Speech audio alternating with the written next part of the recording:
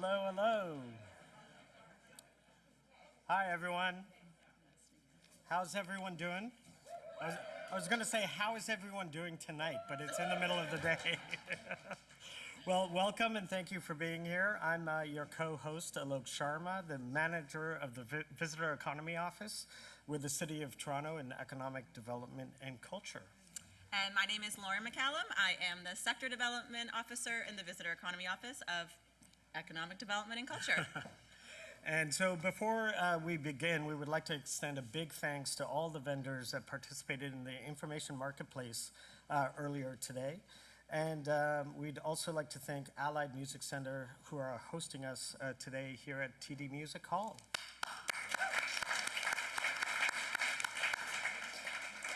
So we would like to begin the Night Economy Town Hall with some acknowledgements. I acknowledge that we are on the traditional territory of many nations, including the Mississaugas of the Credit, the Anishinaabe, the Chippewa, the Haudenosaunee, and Wendat peoples, which is now home to many diverse First Nations, Inuit, and Métis peoples. From time immemorial, Indigenous peoples have lived in this area, and I recognize the enduring presence of Indigenous peoples on this land. I also acknowledge that Toronto is covered by Treaty 13, signed with the Mississaugas of the Credit. These treaties are agreements that bind us as beneficiaries, and as part of this agreement, I am responsible for respectfully sharing and caring for this land. Thank you. I will now share our African ancestral acknowledgement. Though I am not a person of African descent, I am committed to continually acting in support of and in solidarity with Black communities seeking freedom and reparative justice in light of the history and ongoing legacy of slavery that continues to impact Black communities in Canada. As part of this commitment, I would also like to acknowledge that not all people came to these lands as migrants and settlers. Specifically, I wish to acknowledge those of us who came here involuntarily, particularly those brought to these lands as a result of the transatlantic slave trade and slavery. In support of the City of Toronto's ongoing efforts to confront anti-Black racism, I pay tribute to those ancestors of African origin and descent.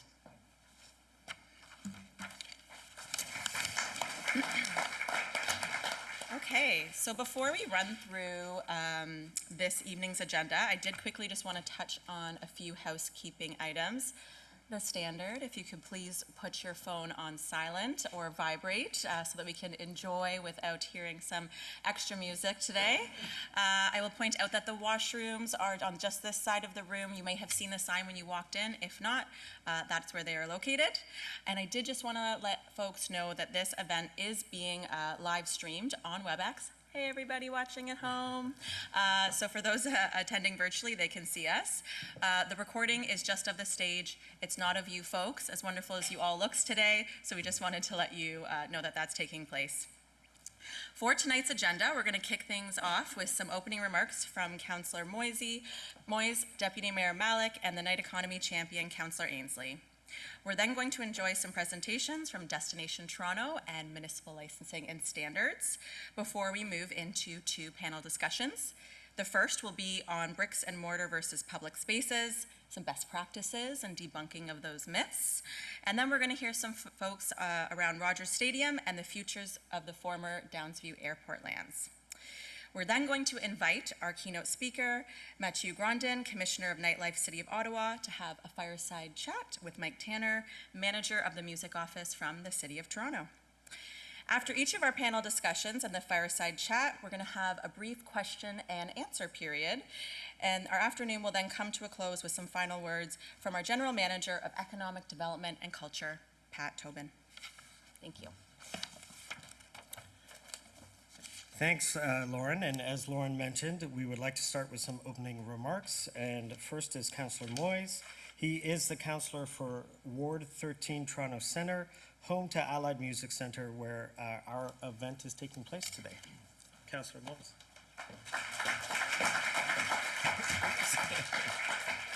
Thank you very much. Those stairs are very dangerous.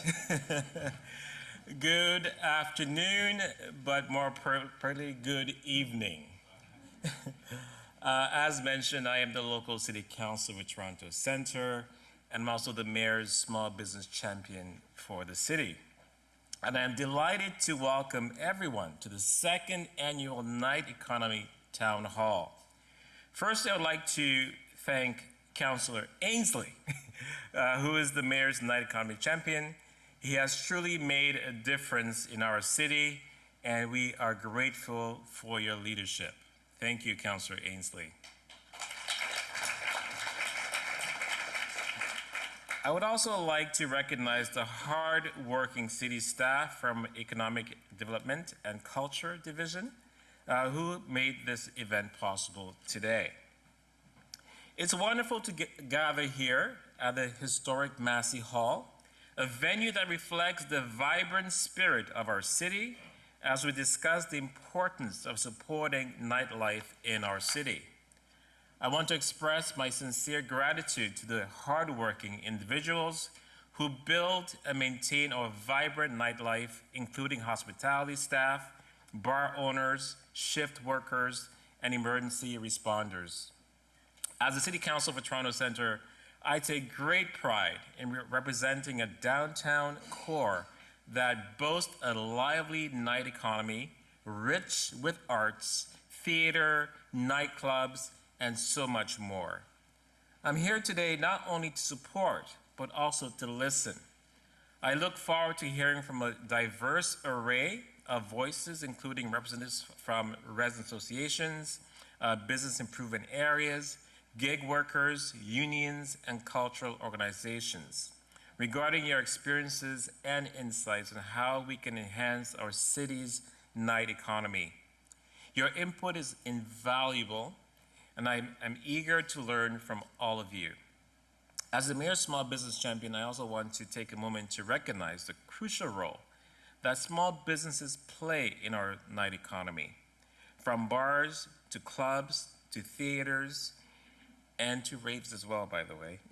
These enterprises are the heartbeat of our night economy, and it is vital that we support or nurture their growth. Thank you all for being here today, and let's make the most of this opportunity to collaborate and innovate for a thriving night economy here in Toronto. And now I'd like to call up Deputy Mayor Myra Malek to bring her remarks. Thank you.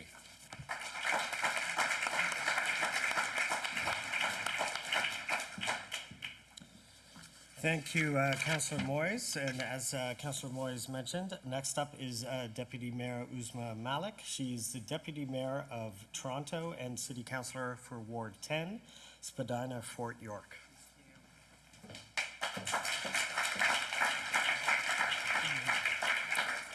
Good afternoon, everyone. How are you doing? It is great to be here. I was actually just mentioning I was in this venue for a concert last week, and it was my first time here, and it's incredible to see its multi-uses and its transformation, and something that will be familiar to so many of you who are part of the night economy. Thank you for the kind introduction, and can we give a big round of applause to Alec and Lauren for taking us through the afternoon so beautifully. There's a lot to cover, and we're glad to have them. As was mentioned, my name is Uzma Malik. I'm very proud to be Toronto's Deputy Mayor and so proud to be the City Councillor in Spadina, Fort York, Ward 10. And I also want to begin with an incredible amount of thanks to our Night Economy Champion, Councillor Paul Ainsley. We get to work together, to Councillor Chris Moyes for being such an amazing champion and someone who brings his lived experience as a small business owner to being a champion for small businesses in our city. And I also want to thank the co-chair of the Night Economy group, Meg Marshall, and we get to work together, and so many of you know her for her advocacy for our small businesses, for our main streets in the City of Toronto. Can we give them all a round of applause? And I was so glad to be at that first Night Economy Town Hall. How many of you are also there? Yes, well, I love to see that, and so many new folks joining us at this second annual town hall, with so many more who are online as well.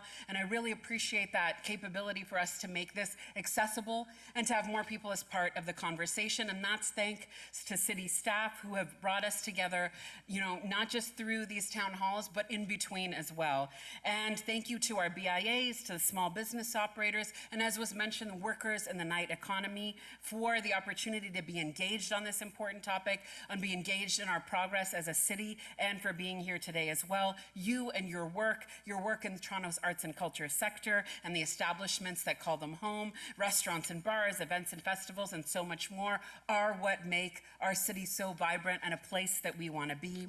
And my ward, Spadina Fort York, is home to some of the most energetic and recognizable neighborhoods in the city of Toronto. I'm so proud to represent the Entertainment District, Queen West, King West, Ossington, and so many more. And it is also home to so many of us, myself included. And those iconic venues and spots to spend an evening, restaurants, theaters, live music, and so much more. And Councillor Chris Moyes listed even more of what attracts residents to our downtown and to our city from all over Toronto, but we know far beyond that too. And we also know that Toronto is a city of neighborhoods, and those neighborhoods are where our nightlife takes place, and it's also where we live and work and move through, and residents and those of us who do that should also be able to count on our city to make sure that we are managing all of that well. And the aim of our work here is together to ensure that we are working collaboratively, we are addressing barriers, we are planning well to ensure that social and economic activity that occurs at night is happening in the best way possible. And engagement on the night economy has been a priority for me and my team in our neighborhoods. And I know that's especially important from the conversations that I've had with many of you in this moment of uncertainty. And we know that this senseless trade war with the US has created a ripple effect in our economy, and what we see the possibilities are when it comes to tourism, when it comes to the impact on our Canadian dollar, and also making sure that in this moment of uncertainty, we are also providing the stability and reassurance that we are with you in this work. Earlier this month, I hosted a meeting of our business improvement associations in Spadina, Fort York, to discuss our city's response. And what I can share with you is that we are working hard to listen and collaborate, and as a city to make sure that we are maximizing opportunities to invest, shop, visit our local neighborhoods, and especially to ensure that our night economy is thriving and that we can enjoy our neighborhoods from day to night. You are a crucial part of that, and I am invested in our work together. We as a city are invested in our shared success. Thank you again for joining today, and I look forward to our continued work together and for the discussions we're going to have up here on this stage. Thank you so much. Thank you so much, Councillor Malik. Next is Councillor Paul Ainsley. Paul is a councillor for Ward 24, Scarborough-Guildwood, and the City of Toronto's Night Economy Champion.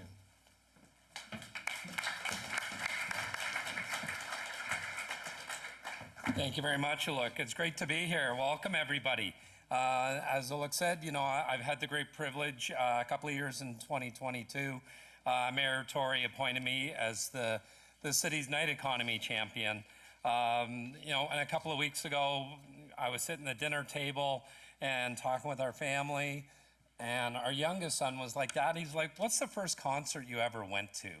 And I said to him, well, I grew up where I grew up, the East Scarborough Boys and Girls Club around the corner, used to take us out to different things around the city. And I said, actually, I went to the Horseshoe Tavern when I was 12 years old, and I saw Sting. And my son just stopped, and he's like, so he's 18 years old. And he's like, you got out of the house to go to a concert when you were 12? And I said, it was a different time. Grandma and Grandpa, as long as you were going with the East Scarborough Boys and Girls Club, they were good with it. And he goes, I'm 19 and I don't get out to concerts like that. And I was like, well, we're working at it. That's a lot of what the night economy is doing. But I want to thank first and foremost Councillor Moyes, Deputy Mayor Malik, for everything that they do, that they've been bringing to the table around the night economy. We've had lots of great conversations and interactions about things we want to do. They have a great understanding of the night economy and how relevant and important it is to their wards. So I want to thank both of you for being here this afternoon and bringing your words of encouragement and support for everybody in this room, for people online. I want to thank all of our amazing staff for working with me and the work that we've done together. Alok, Lauren, Mike Tanner, Marguerite, Pat. I can't thank you enough for all of the support and the work that we've been doing. Although the Night Economy Champion role is still fairly new to the City of Toronto, the opportunities around the night economy and the issues in managing the night economy certainly aren't. It's been called the other 9 to 5. It's a tremendous generator of economic benefit and jobs, and it's a vital element in Toronto's social and cultural fabric, not just for the downtown, but across the city. And we've been working very hard at that. I know all of you have seen the work we've been doing, the major harmonizing of our bylaws through our building, licensing, and our planning department. I think that's all very important as we support the night economy right across the City of Toronto. Over the past years, we've had a number of significant accomplishments. Now we have both an external working group and internal working group. I participated in a number of night walks, including King Street West, Geary Avenue. We've been putting forward recommendations to City Council around enhancing safety, in particular around some of our Green Pea parking lots. I worked with Deputy Mayor Malik just last week at City Council around looking at changing some of the nighttime collection on Thursday nights out of so our patios can be more supported and enjoyed. I've represented the city at the Safe TO Summit. I'm going in next week to the Social City Summit to represent the City of Toronto at that. This year we signed the Nighttime Manifesto, which is it's a reflection of the values that drive global nighttime communities, calling for large-scale recognition improvements of the nighttime economy. And this afternoon, we're going to hear from city staff on the implementation of new regulations for restaurants, bars, and entertainment venues. And industry members are going to share their experiences to support a safe, respectful, and vibrant nighttime. This work is going to continue throughout 2025 and into the years ahead. Our goal, and my goal, is for a cohesive, respectful harmony where both residents and Toronto's night economy can thrive together. Thanks again for joining us this afternoon. Please don't hesitate to contact my office at any time, and I hope everybody has an enjoyable afternoon. Thank you very much.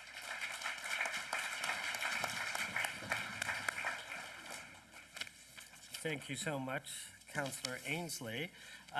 Thanks to all of the councillors for their opening remarks. Mayor Chow wanted to be here, but unfortunately, due to other commitments, she is not able to attend. However, she did send us a welcome video. Good afternoon and welcome to the second Night Economy Town Hall. Let's discuss what we can do together to encourage this beautiful city of ours continue to be vibrant when the sun goes down. How do we bring more people out to taste the fabulous cuisine the city's restaurant has to offer? And what about the special local shops in our neighborhood? How can we get more people shopping in the evening? How do we promote and create more community and special arts and culture events like live music and dances? And what about all the festivals and sports and recreation activities? And what can the city do to support the transit and the emergency services so everything runs smoothly? Thank you for joining City Staff this afternoon to figure out how to shape a safe and thriving night economy. The night economy creates thousands of jobs. It supports local residents and visitors. It provides opportunities for communities to gather, foster a sense of belonging, and create healthier neighborhoods. The city needs you to help plan the night, protect the night, and create the night. To help these two objectives, 2 working groups were formed. The internal working group consists of representatives across 18 city divisions and agencies, TTC, the police, public health, economic development, and culture. The external working group is a collective of representatives from residents associations, business improvement areas, workers, unions, owners of businesses active at night, cultural organizations, and community groups throughout the city. I hope you enjoyed today's discussion, contribute together, and to make this meaningful changes that's needed. Thank you all for making Toronto's night economy a great success. Great. Thank you so much, Mayor Chow. So we really want you to engage throughout the afternoon, and the way that we're going to be doing it is through Slido. So I'm going to go through how you can utilize Slido to ask your questions. So if you are new to Slido, all you need to do is scan the QR code that's on the screen right there. And you could head to slido.com if you like as well, and then enter the meeting #NightEconomyTownHall. After you scan the QR code, Slido will prompt you for your name. We've set the default name to anonymous, but you can certainly add your name if you like. Within the Q&A tab, you can type any questions that you have during the Q&A that follows each panel discussion.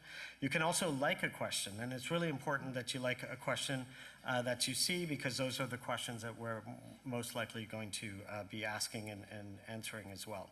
And we will address as many questions as possible within the time that we have, and we will attempt to answer outstanding questions in an e-update to subscribers of the Night Economy e-newsletter. If you haven't subscribed, please go to toronto.ca/Night Economy to subscribe.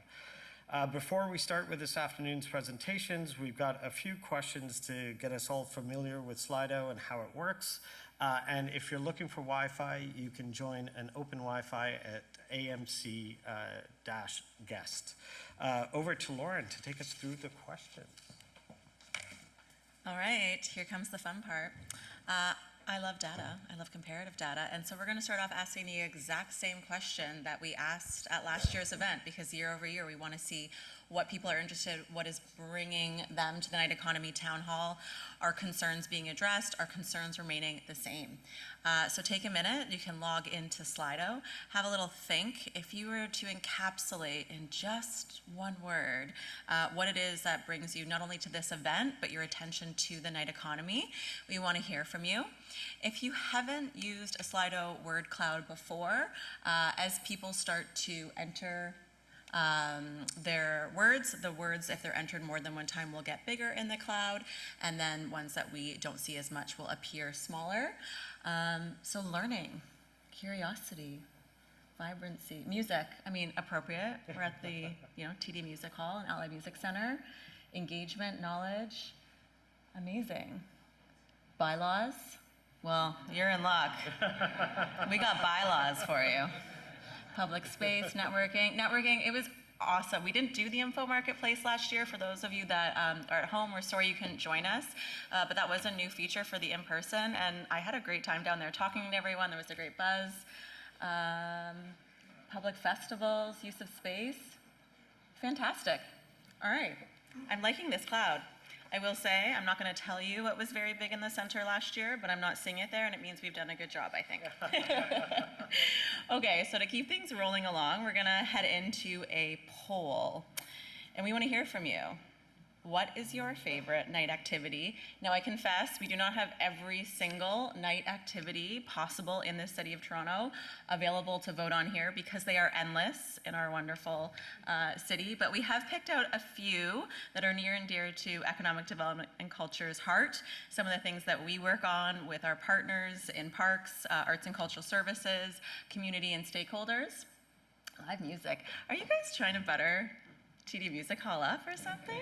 Yeah, dancing, dining, performance arts. And I will say, I really fought hard to just have comedy, because that's my default, but I was told by my team that performance arts was more encompassing of theater and music and comedy. So, all right, live music, I guess we know where we got to go with the town hall next year. So we'll invite Mike Tanner's band maybe on stage as the opener. All right, and to end things for our Slido engagement, we're going to ask you what your favorite music venue is in Toronto. Allied Music Center, close your ears. But I really liked the example Councillor Ainsley gave of Horseshoe Tavern, because, you know, I think that is a really great type of venue that we see in Toronto, and I think every neighborhood does have their own unique live music venue that you can enjoy. I will say my first concert was Backstreet Boys. Maybe not as cool as Sting, but it was in the box seats of the original Maple Leafs Garden, so I felt pretty cool at the time. Oh, It's not showing up. looks like maybe we're gonna play with our tech for a minute to see if we can get it to come on screen.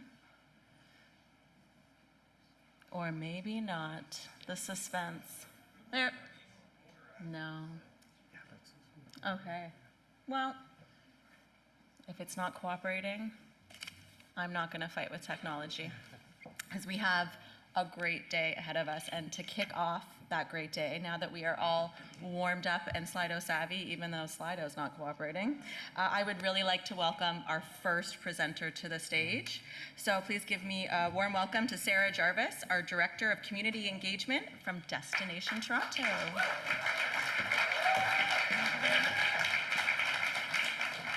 Thank you very much. I'm just gonna give you some closure on that last question. On the count of three, just yell it out. 1, 2, 3. Great, well done. Just for the record, Phoenix was the loudest. All right, good afternoon. My name is Sarah Jarvis. I am Director of Community Engagement at Destination Toronto. We are the city's destination marketing organization. I just want to say a big thank you to the organizers and the team for having both myself presenting and also providing an opportunity for us to have a booth earlier. If you didn't get to the booth, are the booths still there after? No, okay, well, too bad, you lost it. But we'll be lingering afterwards so you can chat with us. So Destination Toronto, our role is to promote Toronto as a global destination for leisure and business travel, and to support the growth of the visitor economy in ways that benefit the people and communities who make this city extraordinary. And what an extraordinary city we have. Toronto's nightlife is a part of that city identity, a vital part in our visitor economy. From live music and restaurants to bars, nightclubs, festivals, events, the list goes on. The night economy is what makes this city come alive after dark. Toronto is Canada's largest and most visited city. It's a key gateway for domestic and international travel.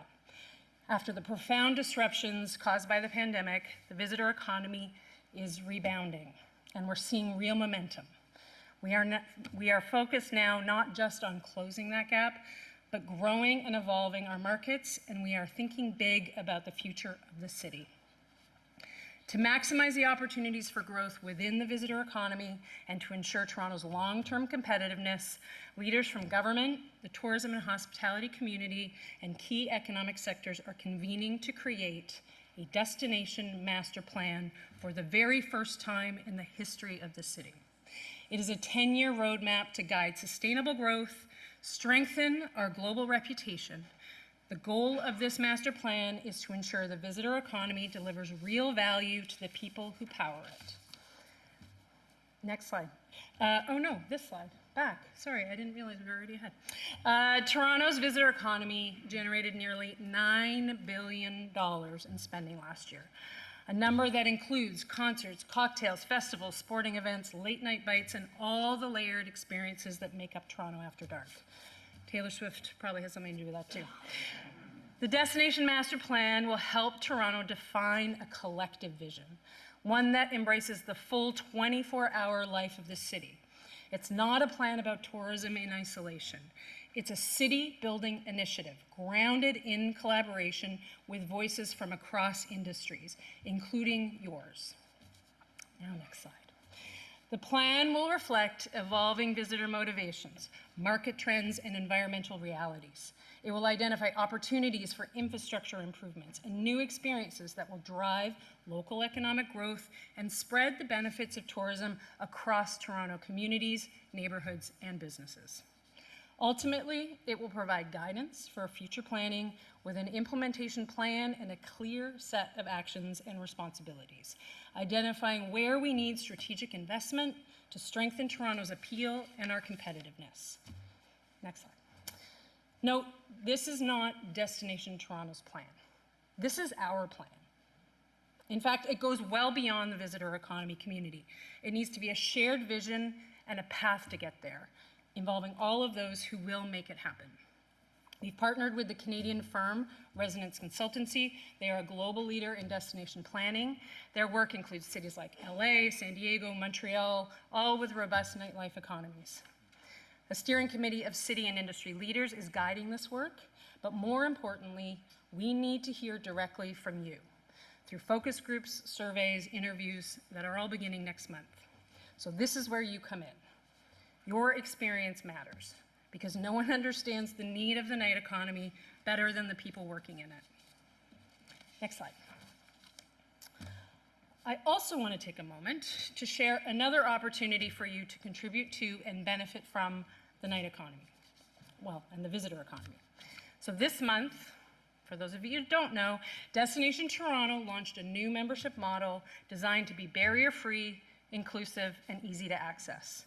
It's more than a structural change, it's a commitment to strengthening our industry and creating more opportunities for you to engage. And for Toronto-based businesses, membership is now offered at no cost. That's right, it is free.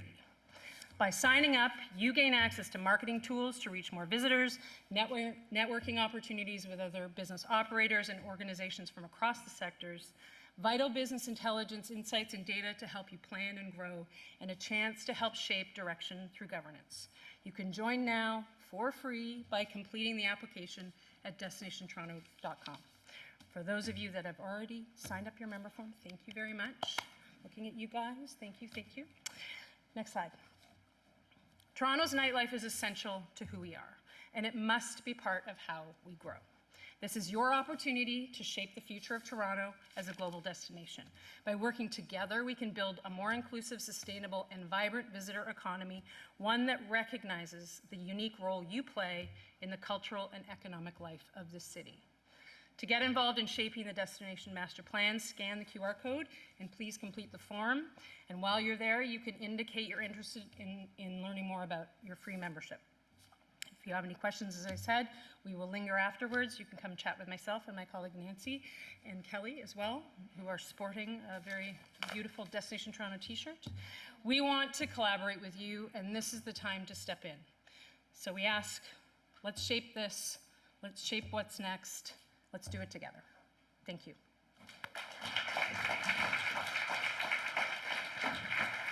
Thank you so much, Sarah. And I highly recommend that everyone gets involved in the destination marketing plan, or master plan. It's really important to have the night economy voices heard. So encourage you to participate. So someone wanted to find out more about bylaws. Well, this is your chance. Next up, we will be hearing from Mitchell Thibault, a policy and planning advisor in municipal licensing and standards for the City of Toronto. Mitch will give us an update on licensing and zoning regulations for bars, restaurants, and entertainment venues. Mitch.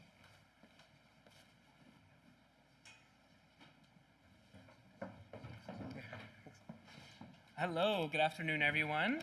As Alok mentioned, my name is Mitch Thibault. I'm a policy and planning advisor with the City of Toronto's Municipal Licensing and Standards Division, or MLS. I know you may be thinking, oh my goodness, licensing and zoning, that sounds kind of dry and boring. I don't necessarily disagree with you, but I'm going to make it very exciting today. Yes, and as Councillor Ainsley mentioned in his remarks, there are some updated licensing and zoning rules that have been in effect throughout the city as of January 1st, 2025.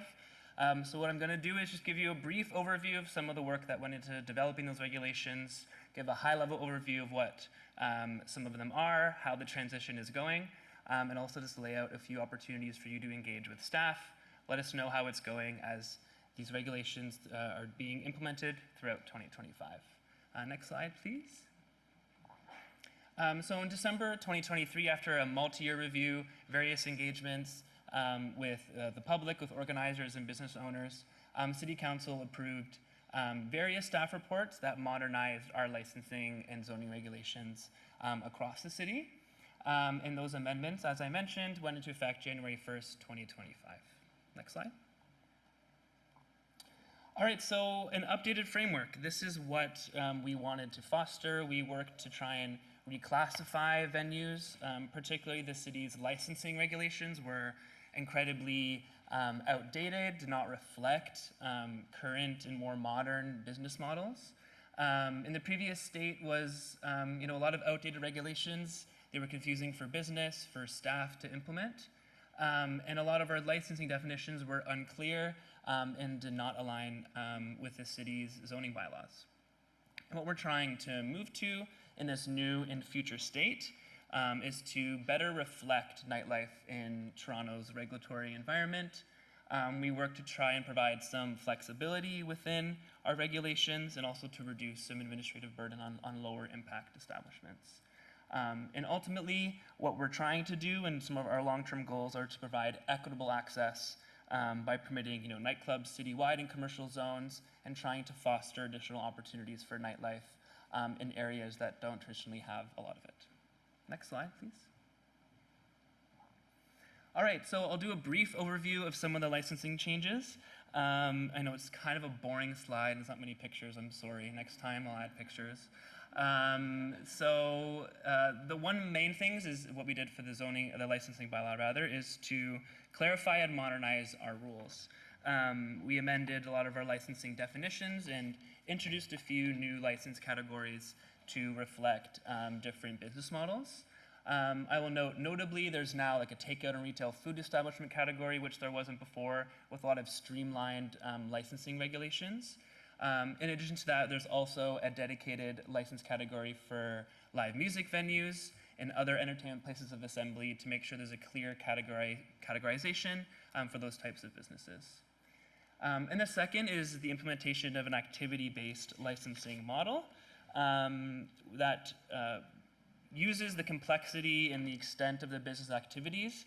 And if an establishment is higher impact, there are a few additional administrative conditions like a noise control plan and patron management plan that are required just to make sure community nuisance and safety issues are being covered. Next slide, please. All right, so to help business owners to determine if there are additional license requirements, a new license category, the city has launched a license finder tool. So this will allow new or existing business owners to take a look at, depending on the business activities, what kind of license that you might require. I'll add this as like a general overview of some of the regulations, and you can take a look at this, which is online on the city's webpage, to help identify what new requirements might be applicable to your business. But again, you can also always email or contact staff, and they can help work through this process with you. Next slide, please. Oh, cool. This is the webpage. This is what it looks like. How cool is that? So you can go down, you can scroll down to the bottom there, and there's a few, different, background information. You can click Start and also identify if you're a new applicant or existing license holder.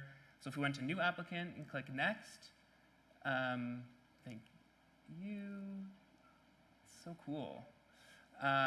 This kind of lays out what the primary purpose of your business is, gives a general overview of some of the license requirements and how you can apply for that business license. So take a look at this tool. Also let us know how it works if you think additional information or different instruments would be better to help clarify what these new regulations are. All right, thanks so much, and go to the next slide.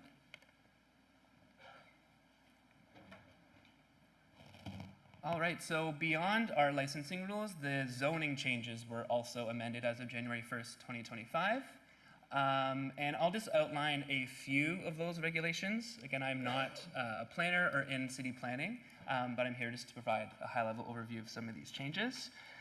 So a few notable things are that as of January 1st, 2025, the percentage of an interior floor area of a restaurant dedicated to entertainment has increased from 6% to 25% in the city's zoning bylaws. And also another notable change that I mentioned is that nightclubs are now permitted in zoning bylaws citywide in commercial zones, subject to a few different conditions. Next slide.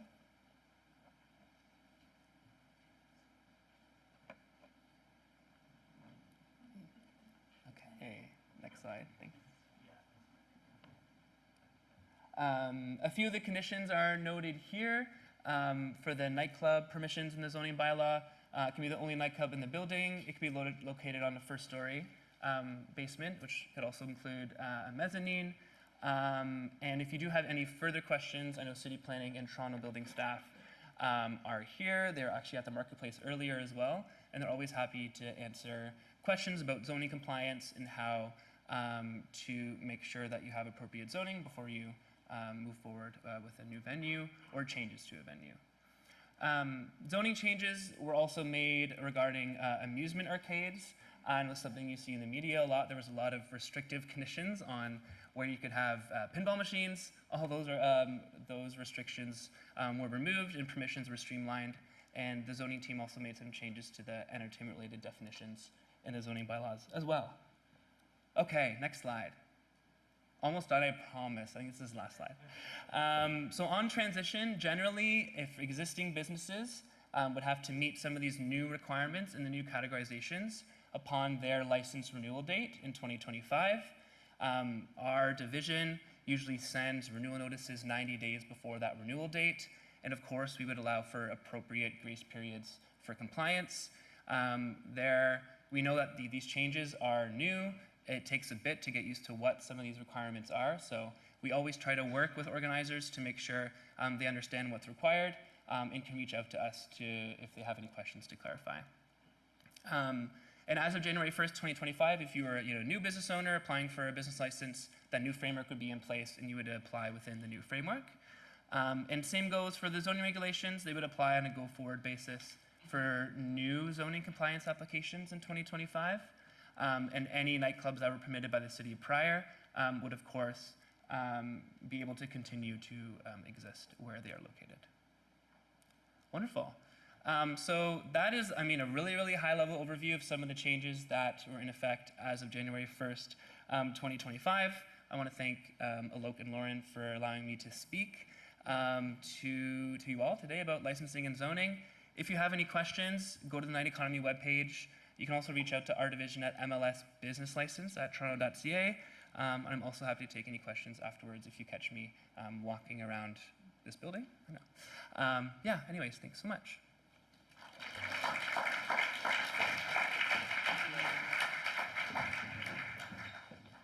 Well, I'm glad I allowed him to speak too. No, thank you so much, Mitch.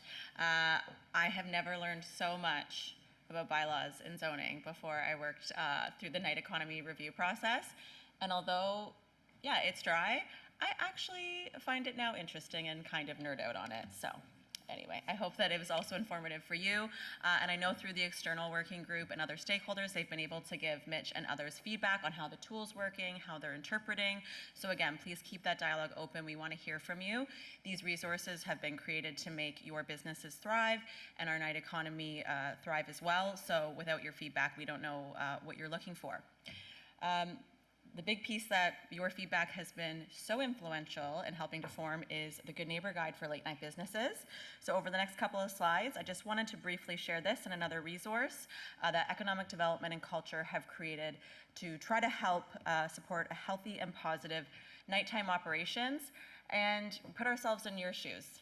There's a lot to navigate. There's building code, there's zoning, there's bylaws, there's Toronto Public Health, and the list goes on.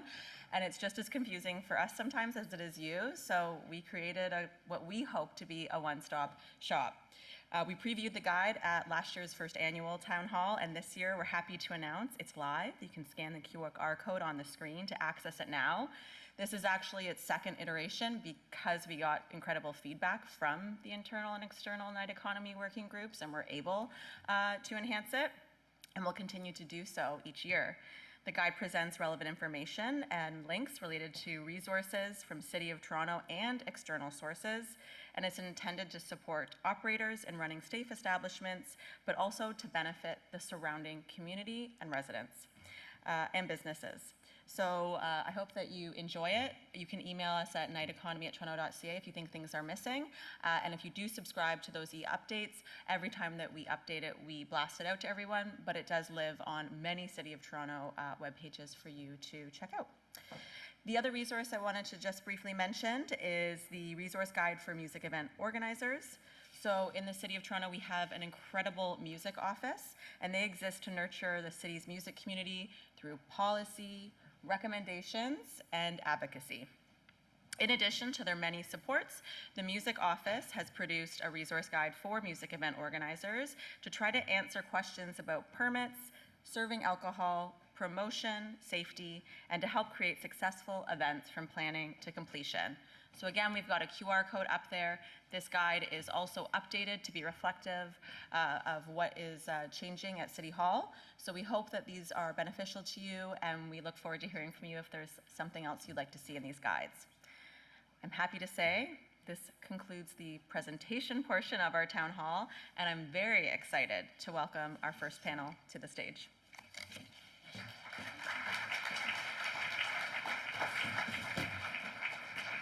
Okay, thanks, Lauren. And as Lauren mentioned, we're now going to get into the two panel discussions that we have planned for you today, and we're super excited by it. Our first panel discussion today will be focused on bricks and mortar versus public spaces to share the best practices from industry and community members. And I'm just going to do a quick introduction so that they can just jump right into the discussion. So moderating this panel is Jonathan Bunce. I've known him for a long time, AKA Johnny Dovercourt. He has been a driving force in the Toronto's music community since the 1990s as a musician, writer, and organizer, as well as a music advocate.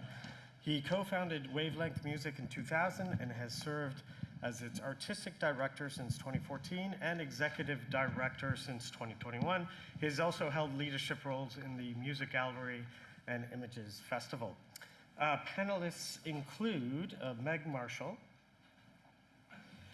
Meg is a passionate advocate for Toronto's business improvement areas for over a decade. For the past few years, Meg has focused much of her work to include Ossington, Bloor Court, and Queen Street West BIAs, where she currently supports a wide range of initiatives, including streetscape beautification and marketing to major street events like Ozfest. Welcome, Meg. Our next panelist is Kristen Gelfand, a Toronto-based curator. Kristen, thanks for being here. She's a Toronto-based curator, administrator, producer, and activator with over 2 decades of experience creating spaces for music and expression. Since 2012, she has worked with Umanota Culture as hosting events uniting dance floor-centered music, both by live bands and DJs. We would also like to welcome Lisa I practice this too. Lisa Bitnu. Over the past decade, Lisa has focused her passion on live music. She is the co-owner-operator of the legendary Phoenix Concert Theatre, a landmark venue in the City of Toronto, and most recently, she and her partners reopened the Bronson Centre Music Theatre in Ottawa. Fully renovated 1,000 capacity live music venue. And our final panelist is Ingrid Boudet, founder of No More Noise Toronto, a grassroots organization that is focused on reducing unnecessary noise. They take a data and process-oriented approach to noise reduction. They are collaborating with the city and other organizations to find ways to ensure that people can enjoy their homes and get a good night's sleep. Please give a warm welcome to the panel. Thanks, everyone. Thanks, Alok, for the invite. Thanks, Lauren, Mike Tanner at the Music Office, and everyone else involved in today's Night Economy Town Hall. Thanks to all you for coming out, spending your afternoon with us. So before we dive into today's panel, I just wanted to note that all of you joining us in person and virtually, that at the end of our discussion, we will open the floor to your questions for our panelists. The QR code for Slido is on the screen up there, and you can enter your questions there and or like questions submitted by other attendees. So as Alok mentioned, the title of this panel is Bricks and Mortar versus Public Spaces, Best Practices and Debunking Myths. So today, we're gonna discuss the positive practices being put into place to meet and go beyond licensing requirements to create a safe night environment for patrons.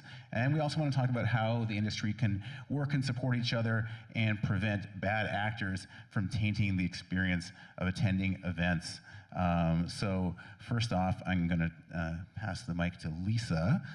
So Lisa, as a bricks and mortar venue, what policies does the Phoenix have in place to act as a good neighbor on Sherbourne Street? And can you give us an example of how you work proactively with neighborhood groups?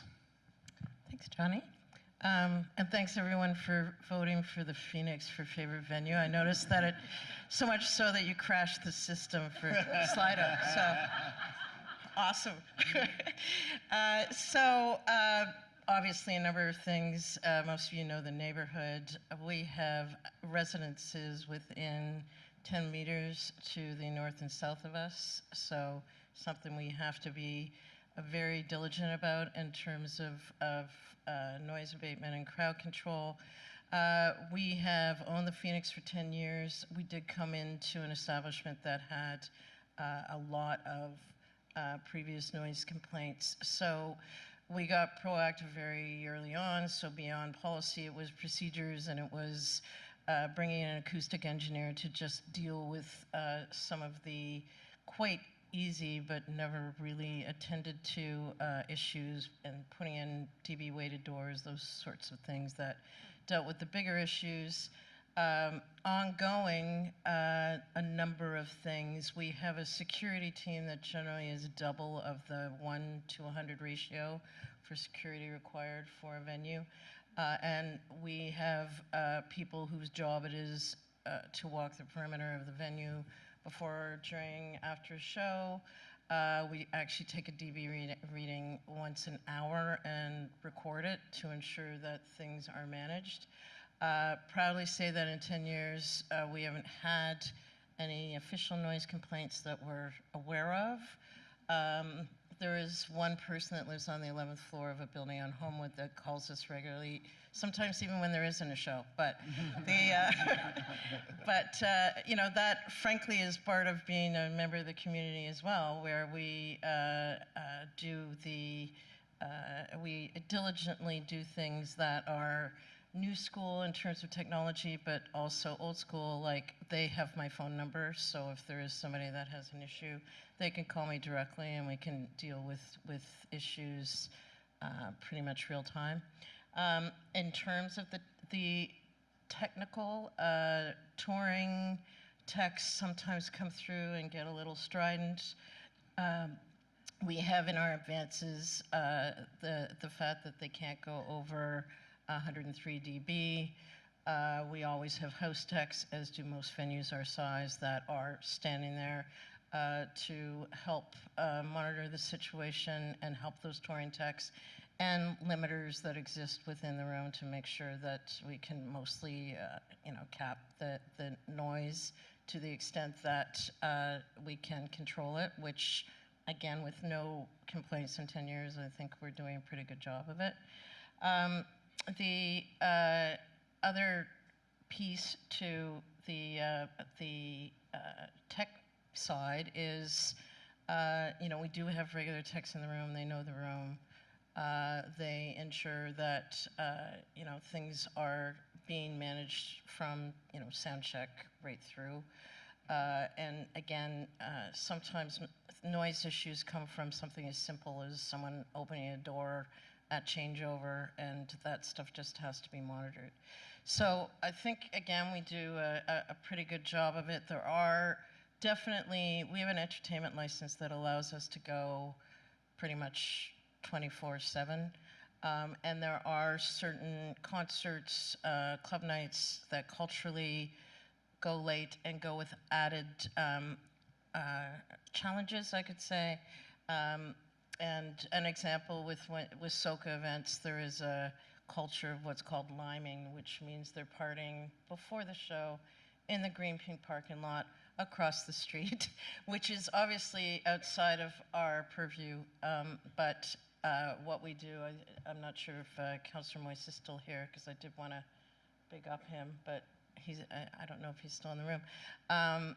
Just what we do with those events is we call the councillor's office in advance and say, look, you might want to monitor the Greenpew parking lot. We think, there's going to be a lot of activity there. So having a good, close relationship with the city councillor and the city always goes a long way. And of course, economic development, Mike Tanner, Pat, Marguerite, you know, just those kind of connections to kind of make sure that we're taking a pulse on a regular basis with the city is also part of monitoring things. All right, thanks, Lisa. So it sounds like it takes a lot of investment and constant attentiveness to keep that sound contained within the bricks and mortar. So I'm going to pass over to Kristen. So Kristen, as the presenter and producer of events like Mixto Festival, Geary Art Crawl, and Duets Fest, so you must deal with a wide range of challenges in terms of presenting live or amplified music outdoors in public space. How do you work with the city and various other authorities to present a successful event while also being respectful of local residents? Thank you, Johnny. I just want to start by saying that I live and work in the Davenport riding. Shout out Alejandra Bravo. And that means that I am a local resident. Not only am I a local resident, but my staff are local residents. The artists that I book are local residents. So I would say that our events are inherently respectful to local residents because they're by and for local residents. So I kind of want to break down this idea right off the top that there's an us and them when it comes to who gets to be called a local resident. Well said. Thank you. That aside, of course, when we do events in public space, we're required to obtain a noise exemption permit, which is something that the City of Toronto offers in order to allow music to happen outdoors at places that it normally wouldn't be allowed to. And once we have that permit, there's a certain set of rules that we have to adhere to, which we do. Sometimes that includes things like monitoring, which comes at a cost to events and can actually be quite limiting to the budget. As many of you in this room probably know, a lot of arts and culture margins are very thin with the way that the economy is going these days. The cost of staffing and tech has just gone through the roof. So adding things like monitoring and the fact that the actual cost of the noise exemption permit has gone up by 700% basically in the last year. But nonetheless, we apply, we pay, and we adhere to the rules. So I would say that's the main way that we do respect our local community. And we, like Lisa said, I'll echo a couple of her points. We also do have a close relationship with our local city councillor. And in fact, the noise exemption application does have to pass through her office in order to gain approval. And she's aware of the work that we do and in support of it. And we also do have our phone number publicly available, and we have heard from people not only through phone, but also through Instagram and various other places when it comes to fielding a few noise complaints, which we do also appreciate, when people come directly to us rather than going to 311, which is obviously also available to folks as a means of making a noise complaint. So yeah, I would say. So, event organizers, do familiarize yourself with all those forms you need to fill out and contact numbers you need to track down on the city's labyrinthine website to speak to the right person. Sometimes it's a bit of a maze to navigate the bureaucracy. So thanks, Kristen. So passing over to Ingrid. So Ingrid, you're the founder of No More Noise Toronto, and your organization's website states that cities don't need to be loud. Now, I think we can all agree that a good night's sleep is crucial to good health, but how can we balance that with the desire to live in a city that's vibrant? Is there good noise and bad noise? And if so, how would you like to see event organizers and venue owners collaborate with the residents to contribute to the overall good? Awesome questions. Well, first of all, thanks so much for having us on the panel. Super happy to be here and be a part of this conversation. As the city gets more dense and as there's more events happening in a tighter space, it's important that all the pieces of the puzzle and everybody involved comes together here. So vibrant, that's a word that's used a lot. And vibrant, I looked up the definition, does not equal loud. Vibrant equals sparkling, exciting, engaging, colorful, vivid. And so that's where it's not vibrant is not necessarily about sound. And so the vibrancy isn't the issue, it's actually that the sound that needs to be managed. So, and when it comes to sound, none of us have a defense. We can't close our ears, our bodies never stop listening. And so it also spreads and travels far distances. So there actually are no boundaries to sound, and we have no defense from it. So to answer your question, is there good noise or bad noise? The answer is no, actually, because it all depends on the person and the context. I've learned we all have our own relationships to sound. I go into people's homes and we do sound level measurements, and sirens drive her bonkers, he doesn't hear them at all. So that's just this individual relationship that we have, and music is a great example. I actually like to dance. I like to go and feel the music. I like to do all that stuff. But if the party is invading my home, I didn't get an invitation, it's in my personal space and I need to work the next day, or I'm sick, or I have a kid that I just put down and now they're up again, I'm not likely to be dancing. So it's about that individual relationship, and it's about the context. So, and it's also about the vibrations. And this is something that I just want to mention a little bit more, because I went to the Danforth Music Hall for an event, and boy, that electronic music, it's like, blah, blah, blah, blah. And I work out, and when the music stopped, I was like, oh, that was a workout. You know, I get why people go, because it's that full body experience, but that full body experience lands in somebody else's home. It goes, that low bass goes through walls, goes through glass, goes through concrete, and can we ignore a vibration? We can't. You know, we can put earplugs in for sound, for decibels, but we can't ignore that vibration. So that can be really disturbing to some people. So how can we collaborate? And I'm so happy. I have a little list here, and you ladies have mentioned this already. So it's awesome, and I think this is the conversation that we need to have. It's about mutual respect. You, as operators and venue organizers, you perform a vital function for the city. You know, it's about music, it's about culture, but it's also about our health. And when we can't defend ourselves against sound and noise, it impacts our health mentally and physically. And for some people, they're neurodivergent, they're autistic, they're injured, they're suffering from a concussion or whatever. And so that's about that mutual respect and understanding where other people are coming from, but also understanding the role that you play in our city. So how can we help?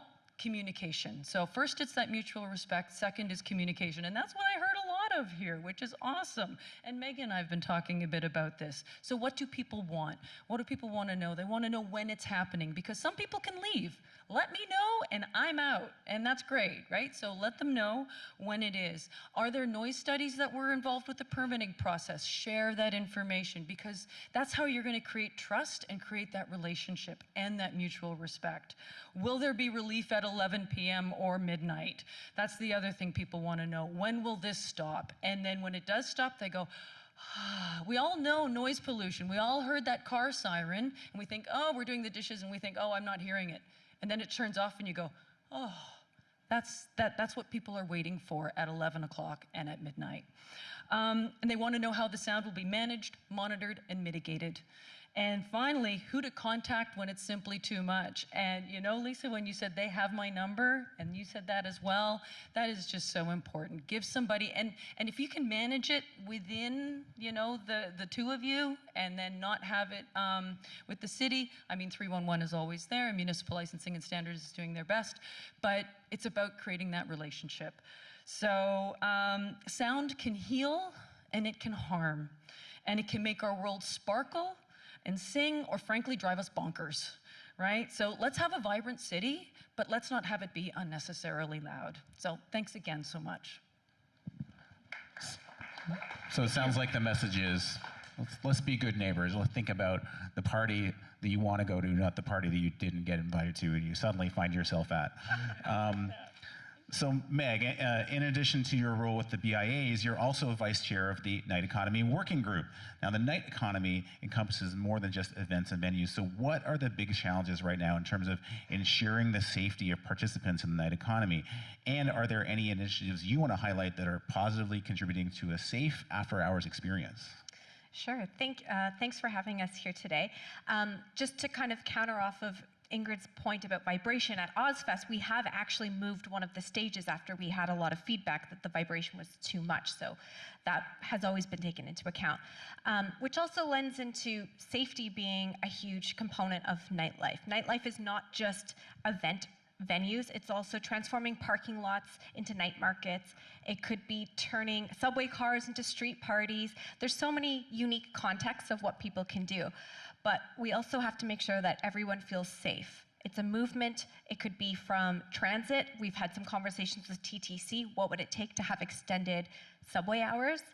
We've also wanted to see if we can have more traffic control down in some of the really dense areas where there's a lot of activity, whether it be nightlife or other people just out and about on the street. Do we look at having traffic wardens at King and Queen? Because right now traffic wardens are only for rush hour. So there's a lot of great small policy changes that Councillor Ainsley has been fantastic at helping us push forward. Having well-lit parking lots. Right now, Green P parking lots are not monitored after 9 p.m. We flagged that, so there's a report going to council to have that looked at. So all of these small things add up to a greater sum to create a feeling of safety so that it increases more participation, it increases more people to want to come out, and it will also just increase culture and commerce and everybody wins. So that is something that I think holistically we all individually are looking at. So Lisa, great job at the Phoenix. Kristen, you do a great job with Do West Fest. And you know, with the noise piece, Ingrid's bringing up really valid points.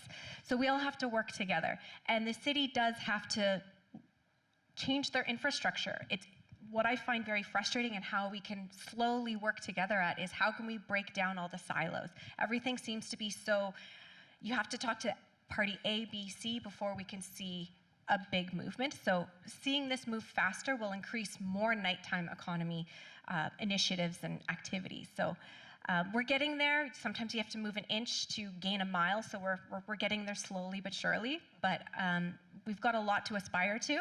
And I think we have to remember that the night economy isn't a luxury. It's part of urban resilience. And it will help future-proof us for what's to come. When I'm dead, what's the night economy going to look like then? I don't know. I hope to be looking down and watching it. So let's all work together, and you know, bit by bit, it's going to get there. Oh, thanks, Meg. Yeah. I love that story about street lights and the Green P. It's that moment, those moments of sort of civics, right, of being a good citizen, and that sort of leads me into our rapid fire round. Before we move over to the Q&A, I want to ask everyone here. Oh, Kristen, do you have something you want to add? Is it possible if I add a point? Yeah, of course, please something do. that didn't come up, that I think, especially when we're talking about things like balance and health and safety, of course, those are very important. But another thing we have to consider, I mean, we're here at an event called the Night Economy Town Hall, and I think it's very important to acknowledge the economic impact that events, live music events, dance music events, rave community events, these are all part of a very important ecosystem that is contributing. I mean, last year, in 2023, well, this year, there was a study released by the Canadian Live Music Association, which determined that in 2023, there was an almost $11 billion, hold on, I have the stat here, that the live music sector contributed $11 billion to the GDP in Canada. Now that is a huge number, and I think, you know, if we take that, you know, consider that Toronto is Canada's largest city and one with a very vibrant live music nightlife ecosystem, then we can understand that this is not, you know, it's not something that we can just push aside. It's something that's very vital to keeping our economy going here in Toronto. Excellent point, Kristen. And yeah, $10 billion. The live music economy sector is bigger than the fisheries in Canada and about the same size as the auto sector. So yeah, it's not just a frill. It's not just a cultural sideshow. It's a key part of our whole nation's economy. Okay, so we're going to do a little rapid fire round. I'm going to ask everyone here to answer one question before we move on to the Q&A. Okay, so my fantastic panelists, what is one easy thing everyone here can do to contribute to a safer, more inclusive, and vibrant night economy? Lisa? Or do you want to go last? What's that? What's one thing everyone here can do? Like call their counselor? What's one little thing everyone here can do? How about come to shows? Like, Yeah, where is this, yeah. Come to shows. And pay for shows. Yeah, yeah. I'll say like come to shows and also go to small shows. You know, Yes. we all know that music is an ecosystem that starts with shows in teenagers' basements and goes up to Taylor Swift doing 5 nights in Toronto last year. So don't just spend your whole entertainment budget on the large shows, but go and see, you know, Wavelength's next thing at St. Anne's as well as Taylor Swift. Thank you. She's got the mic. I would say explore a new neighborhood that you've never been to. Yeah, I like that one. I was in the East End today. I'd been there before. I grew up in Scarborough. Oops, I revealed myself as a West Ender. Come to Wavelength at Prairie Drive Park on July 19th. Pharmacy in Danforth. Ingrid? Okay. Yeah. Oh, I feel so outed. So I guess from the noise perspective is just think about others, and that is not only embracing what you are presenting to people and have people accept that and embrace that, but have it go the other way, right? We're all people first, and we all want to have a good night's sleep, and we also all want to have a good time. So it's about that empathy, that mutual understanding, and maybe giving people just a little bit of space, you know, to be who they are and be what they are and to express themselves as they feel is necessary. And that goes then both ways. All right, thanks all. I think we're gonna take some questions from the collective audience. So here's one from a person called Anonymous. How would pedestrianized areas change the game for the work you do? I'll take a shot at this one because a lot of the work that I do involves events that happen on the street where, you know, we go through a very lengthy and costly process to close the street. So I would say that opening or having pedestrianized areas in the city of Toronto would be a fantastic way to take some of the onus off of event producers to do the work to get there and get to start with an already open street, and we can focus on what we actually want to do, which is program great music instead of like coordinating with 100 different stakeholders in order to get a street closed. Yeah, it's having just come from Europe, it's embarrassing the lack of pedestrianized areas in Toronto. That's something we need to work on. Who do we talk to about that? Talk to Sarah Jarvis. All right. Okay. Master plan. Okay. What's the next question? Q&A triager. Okay. How can we protect the rights of artists, venues, and attendees to enjoy a lively city without being shut down by unrealistic expectations about noise?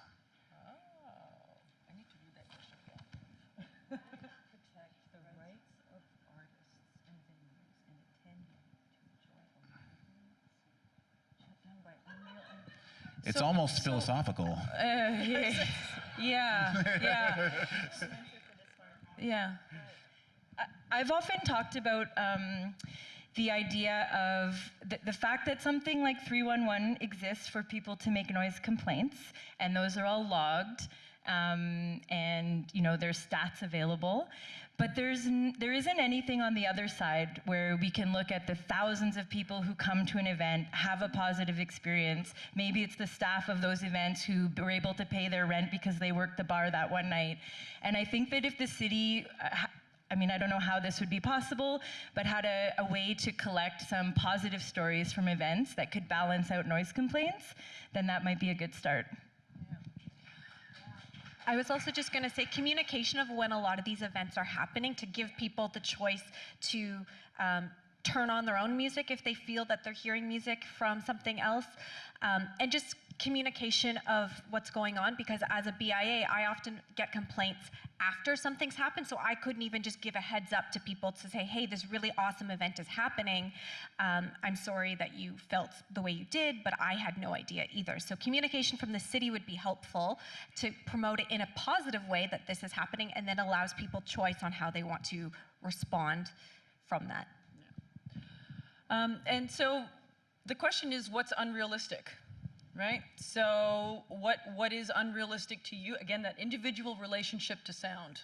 What is unrealistic to you? What's unrealistic to someone else? And so if being loud, decibel-wise, is part of your business model, then where are you doing that business? And is that then, so is that unrealistic to have as an expectation that a business model survives on being loud? So this is just where that mutual respect and understanding, I think, comes from. Because what's unrealistic, that is going to, everybody in this room is probably going to have a different number for that. So common ground there, I think, should be able to be found. Has anyone seen that show with Fran Lebowitz? It's called Pretend It's a City. And I say that to myself sometimes because we do live in a city, and we've chosen to live here. We're not living in the country. We can't always expect there's going to be silence all the time. There's going to be noise. There's going to be live music, and there's going to be leaf blowers and annoying motorcycles and those kind of things too, right? But I think it's, if we've all shared a house with other people, or if you live in the city, you're going to have neighbors. So just take the example of living in a house. Instead of calling the cops, go knock on your neighbor's door if they're having a loud party, and just say, "Hey guys, do you know when are you going to wrap up? It's a little loud. I just put my kid down." It's about having that communication and recognizing that you have agency as well, rather than immediately jumping to the worst case. The worst case policing. Yeah. So I also want to just mention that agent of change theory, right? And so that's where King West was the entertainment district, and now condos have popped up all over the place. Well, now we're also looking at having the night economy out in Scarborough, Etobicoke, North York. So there, the agent of change theory is also going to take place. So you see, this is where it's a bit of a give and take. And so when you're going out towards these areas, there's a whole bunch of stuff happening up in the Downsview area. And I've got residents that are saying, I'm 600 meters away from that stage. What's going to happen? And so that communication and that's where, Toronto's changing so much, right? And so every city is changing so much. And so that's where that empathy, understanding, and maybe seeing it as somebody else might see it is valuable and important. All right, I think this is going to be our last question of the panel. So do we see the benefits of having nightlife zones, e.g. areas with laxer noise regulation, extended liquor service, traffic control, extended transit service, etc.? Question from Joseph. Yeah, that'd be great. Oh, sorry, go ahead. Wow, that sounds like a bit of a bad movie to me. Escape like from New York. You exit the perimeter and your head explodes or something. Any of you that have gone through the processes we have of trying to find venues in the city of Toronto, I think it's completely unrealistic that we can just find specific zones. And the city sort of is self-regulated anyway in terms of what is King Street, what is Ossington, etc. And look, I think the city does a number of things exceptionally well, and I don't know that the city always gets props for doing this, but they are hugely responsive in regards to things like extended liquor service. I don't have to wait if I have an event that's going to go later than another event and does need an extended liquor license. I find that the city has been really attentive and grown in their knowledge of just how diverse the city is, and how you can't just have an event stop at midnight when you might have a diaspora that starts partying at midnight. So we have to recognize what the city is made up of, and I don't think it's a fair notion to suggest that it can only happen in one space. It's got to be about self-regulation as a business and recognizing that you're part of the community too, so you have to do the right things. Again, 10 years without really any kind of major complaint is kind of proof that it can be done. And it just so happens that the Phoenix is in a neighborhood where, the BIA is thrilled to have us there because of all the supports in that neighborhood. So does the Phoenix move to King Street because it's consistently louder? No, I don't think so. I think it's where it needs to be. I think, it's a big, big city and we can, all watch how we conduct ourselves and allow for the whole city to participate in nightlife economy. I would also say that I think anytime you talk about putting everything together in one zone, you have to ask who is invited into that zone. Is it a safe place for queer people? Is it accessible to people with disabilities? And there's a lot of questions around that. And I would also say that there's always going to be communities who are underground or DIY communities who will want to exist outside of a regulated zone for nightlife. And I think if something like that happened, to me, it kind of says that the other side of the coin is that areas outside of that area will be more heavily regulated. So I think it's probably not the wisest move.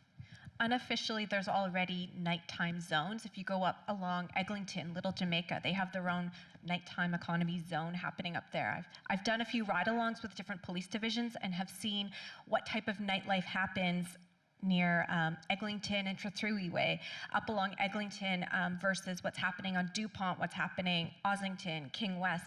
So I think to make a box and to have everyone have to conform to it isn't the right way. It takes away the diversity and the inclusion that we are, we always tout. So I think we have to work with the already existing natural zones and what do we need to supplement to make them safer and to make them even more inclusive and more vibrant.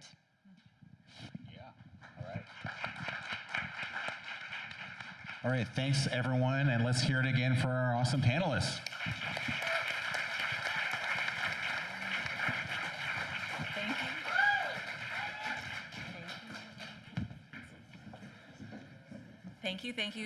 Thank you so much. I'm not only impressed by the conversation, but that we fit 4 people on that couch.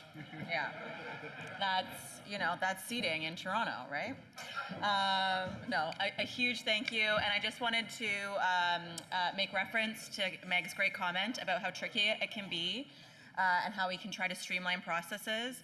There is no perfect fix at this point. We have tried as a introduction that Good Neighbor Guide to put a lot of information in there. But if you're struggling to figure out who to contact, that nighteconomy@toronto.ca, send it to us and then we make it our problem.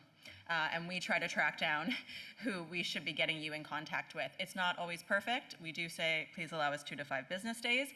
But I promise you, I do my best to find who in the city can get you the information you need. It may not be the information you want to hear, but sometimes just being able to better understand it and what the next step can be is really powerful to our businesses. So thank you. Our second panel today is going to be a conversation around Rogers Stadium and the future of our former Downsview Airport lands. Moderating our panel is Kelly Jackson, the Vice President of Destination Development for Destination Toronto. In her role, Kelly leads a team that engages with a wide range of partners to ensure Toronto remains a world-class destination and the benefits of tourism are felt throughout the city. Kelly oversees Destination Toronto's corporate communication strategy, community engagement, and government relations. She is leading efforts to engage partners across diverse sectors through the development of the city's first ever tourism master plan that we heard about a little bit earlier today from Sarah. Our panelists include Wade Zonrich, President, Business Operations of Live Nation Canada, and Alana Mercury, who is an event producer with nearly 20 years of experience leading projects for major brands, cultural organizations, and nonprofits. As Director of Programming and Placemaking at Northcrest Developments, she creates dynamic spaces for YZ. I was like, is it Z or Z? I've been doing the ABCs with my daughter, and I'm not kidding you. I really practiced that. Why? Like why? YZD, fostering community connection through creative play and cultural collaborations. Please give a warm welcome to our second panel today.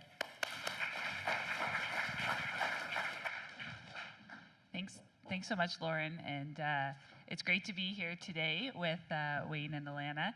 And I also just want to remind the audience here and also that are tuning in online that you will have an opportunity as well to ask questions of the panelists. So if you're interested to do that, please use the QR code that you can see. And we're going to kick it off with a few questions first, and then we'll be tuning in to see what are your burning questions. So I think earlier we heard from a few people about their favorite or earliest concerts that they went to in Toronto. And since we're going to talk about a new venue, I thought it maybe only appropriate to kick it off by asking both Alana and Wayne, can you just share as a starting point a favorite Toronto concert memory? Lots. But I will start with my first and earliest was going to see the Tragically Hip open for Rush at Maple Leaf Gardens on the Roll the Bones tour. It was amazing. And I loved the Tragically Hip growing up. I had a real crush on them as a young boy, and I was like, and then I was working at Maple Leaf Sports Entertainment, had the privilege of hosting them in the arena on the final tour, and so those were very special moments, both as a fan and getting to do that. So those would be mine. Awesome. This one works better? Perfect. Always good at pivoting. I'm going to go with one of my earliest memories. I was fortunate enough to be brought up by a female production manager, one of the first female production managers of Canada. So as a single parent, she took me to a lot of backstages, and I remember when I was probably around 3 years old, and I believe Tina Turner came and played at Skydome, and I was backstage running around the trailers playing hide and go seek with Tina Turner. So that, and then my other memory was one of the last shows, I believe it was the Eagles at Exhibition Place when the old stadium was there, and remembering that was one of the last shows, and also learning how to drive for the first time on a golf cart, trying not to kill the thousands of chair sets that just went in. So those are some of my most fond memories. Love it. So I think certainly... Hold on, what about yours? You need to share yours. No. Oh, it's hard to say. Well, you know what? There are so many good memories. I think I saw Kathleen Hanna, and she was amazing.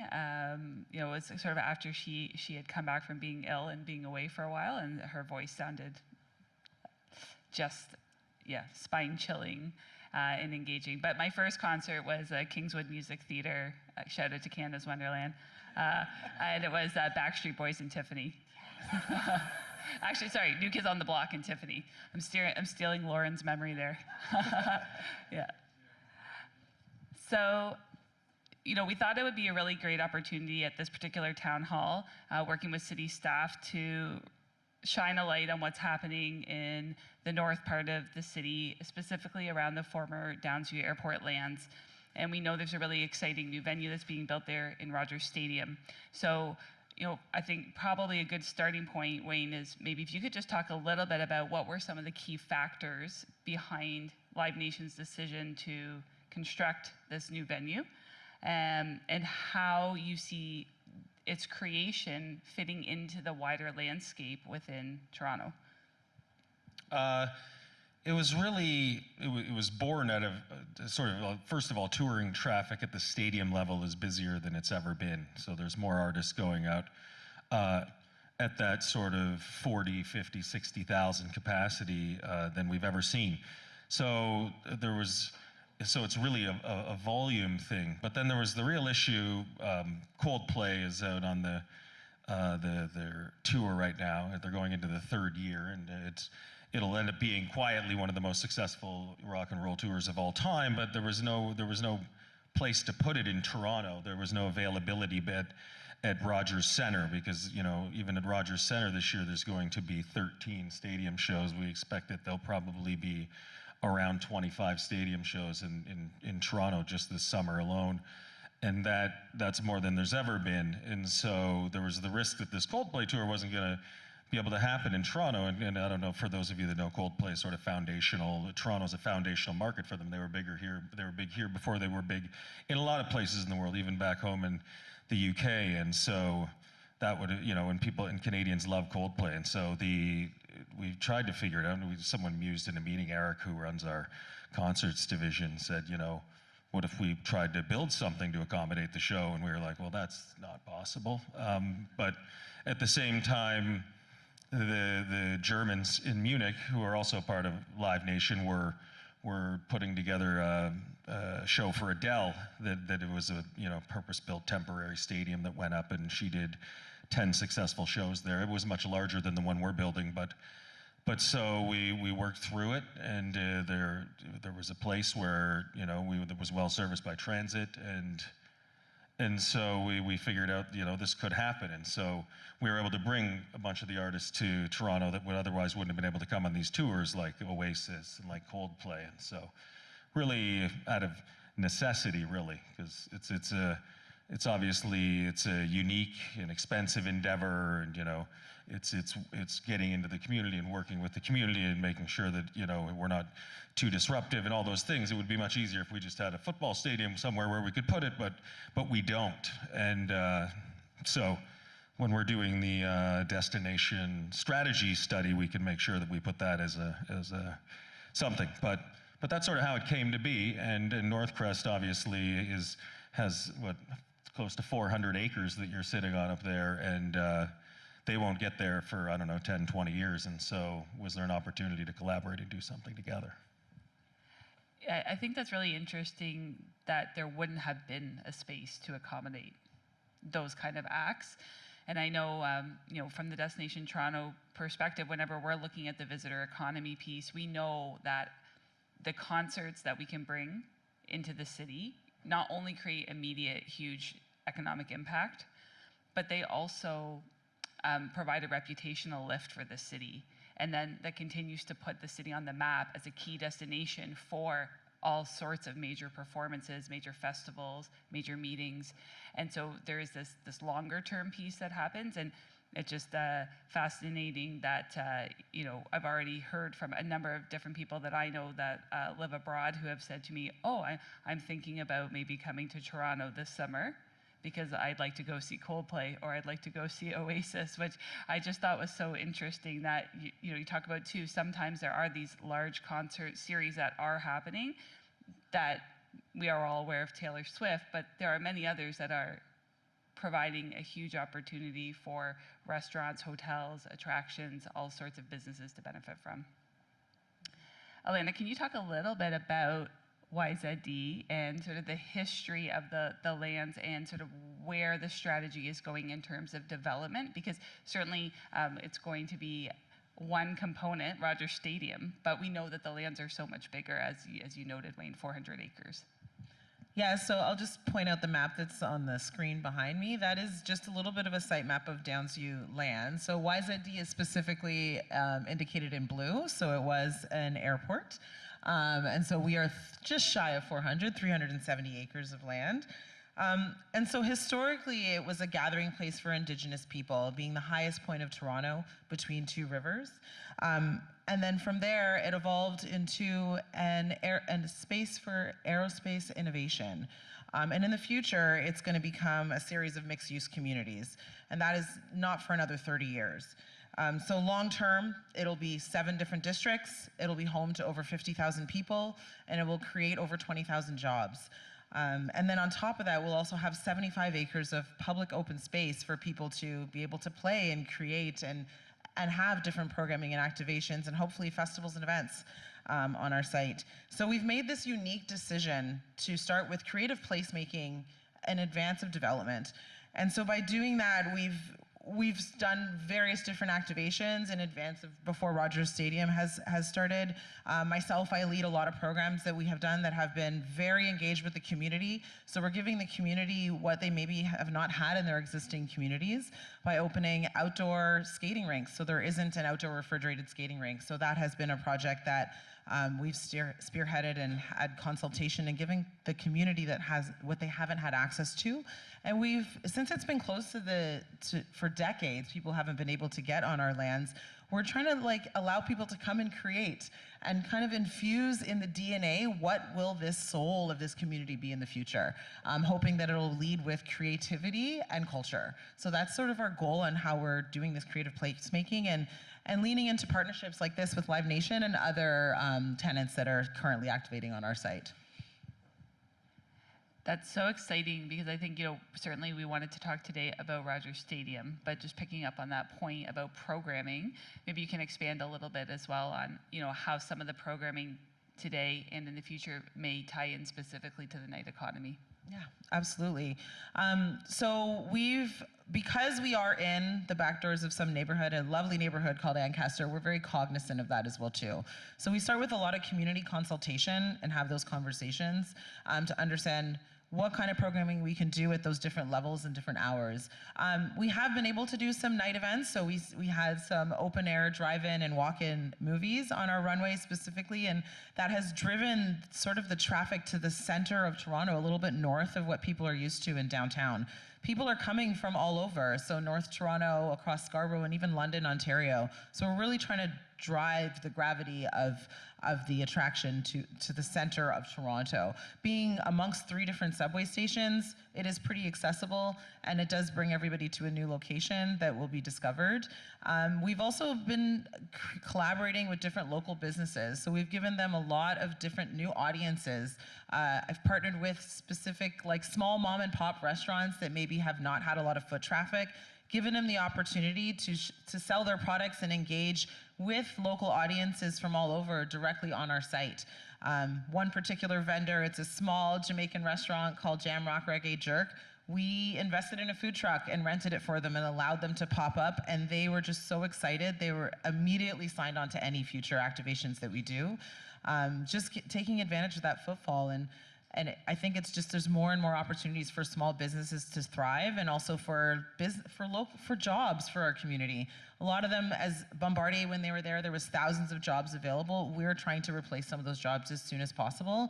And then the long term, allowing for, in the permanent place, opportunities for those businesses to continue to thrive and grow. How do you see the economic impact piece with Rogers Stadium? Well, it's fairly significant. It obviously we spend there's a whole boatload of people up there right now building all of the temporary infrastructure that goes up and down. We'll employ over 1,000 people a show. There's some job fairs happening up in the community now. It's engaging the local community, like the food truck you said, and some local restaurateurs that'll have food and beverage operations inside the stadium. And so that's just sort of the direct, but when you look at the ticket sales patterns, 40% of those tickets will be sold out of province, for instance. That means that, people are coming in, they're staying in hotels, they're spending money at hospitality operations. So the economic impact, as we heard earlier, I think it's $11 billion as an industry in Canada, and we know that this will contribute, tens of millions of dollars to the local economy as well. So we saw it, for instance, in History. History is a music hall that we have in the east end of Toronto, and it was definitely outside of the core, and so that was okay. How do we, or will people come? And what would it prove to us is that where the artists go, and there's a good fan experience, people will find a way to get there. That's the History, like Downsview is serviced by transit, and so if you put a great artist on stage and in a great place, we know, and if we make it easy enough for them to get there and out, then we know the people will come. And so we think it'll have a tremendous economic impact, not only for the direct impact, but the hospitality and tourism and hotels and everything else. Absolutely. I mean, when you have a new venue, there is a lot of planning, of course, that needs to happen, and a lot of consultation and collaboration, and we've heard both of you touch on that. Can you talk a little bit about how Northcrest and Live Nation are working with, I'm going to assume Metrolinx and TTC and others, because part of it is the transit, and both of you have referenced the subway access. Of course, there's a GO station as well that will be able to take people back and forth. But there's also, of course, I think a question that some people may have is, wow, what happens when 50,000 people are ready to leave a concert in a new venue, in a place that isn't used to that kind of congregation? I don't think it's not used to that kind of congregation, because there are significant events that happen on the Canada Lands at Downsview Park already. Yeah, Veld is a great event. So there's a lot. They're no stranger. They have the Leuna picnic up there that I think attracts 70,000 people. I think there is a tremendous amount of activity up there. I think as Toronto as a city, we're used to doing this. Pat and his major events team, and we've been working with them, across, TTC, Metrolinx, and the scaling up of service to make sure that we're prepared for egress. We're creating an environment where we can get people in there earlier in a fashion that's a little more measured. So there'll be some activation and things before the show. So they're, between working with the city and the major planning group and creating an environment that people will come early and the fact that they've done it up there before, we're confident that, with any 50,000 capacity event, there's going to be some disruption. We minimize it, and we use the expertise of the folks from our team and from the city, and make sure that we're managing it appropriately. It's not only the groups that at the city itself, but we've had, like you talked about, the Ancaster community. We've had town halls with the Ancaster community and sat down with them and heard their concerns directly. You know what I mean? And even they brought some thoughts and ideas that necessarily the folks at the city would know about, or that we would know about. And so that's been good. We continue to engage that community on an ongoing basis to make sure that we're managing this appropriately. Because when we put history in the East End, we learned a lot, and it's an iterative process. You don't get it perfect on the first show, and you learn and you adjust and you go. And so we're doing everything we can, because like you said, you're taking it to a new part of the city and making sure that it works as efficiently as it possibly can. Alana, do you want to comment a little bit as well? Just echoing everything that Wayne has said. Working closely with EDC and the other departments when it comes to even some of, maybe not the Live Nation events, but our events, we constantly are in communication with them and emergency services, and making sure we have appropriate safety plans and mitigation plans, and then of course adding additional service. So we're talking to Toronto Bike Share, for instance, how do we get a bike share station on our site and close to us to connect in other ways, because we do understand that obviously those trains get overloaded at some time. So we're always thinking of alternate routes, alternate plans, and expanding. And we're not going to get it right the first day. We'll try the best that we can, but we are thinking longer term, after year one, how do we create more exit points? How do we create more entrance points? How do we continue to flow traffic in a good way that doesn't disrupt all of our neighbors?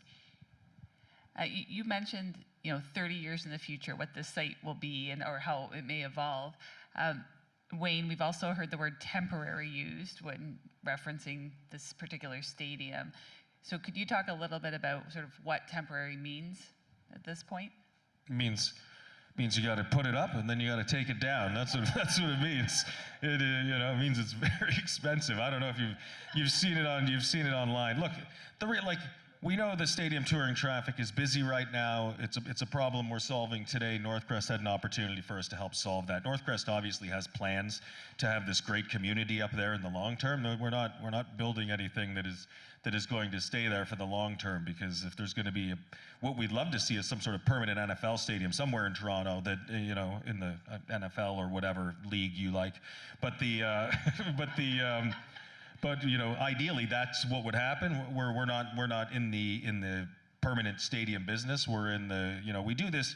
When we think about this, think about it as we call it the Festival Plaza outside of the grandstand. Really what we're doing is building a festival site that has a seated bowl, because, not everybody wants to go, no one wants to go, well, some people want to go see Coldplay and stand in a field all day, but a lot of people want to go to a show and have a seat and know where they're going to go and have an assigned seat and have a nice rake so they can see it. So we're creating the best of both worlds. We're taking sort of a stadium or a festival type concept and then just incorporating a seating grandstand. So, and then that goes up in the spring and it comes down in the fall. And very temporary.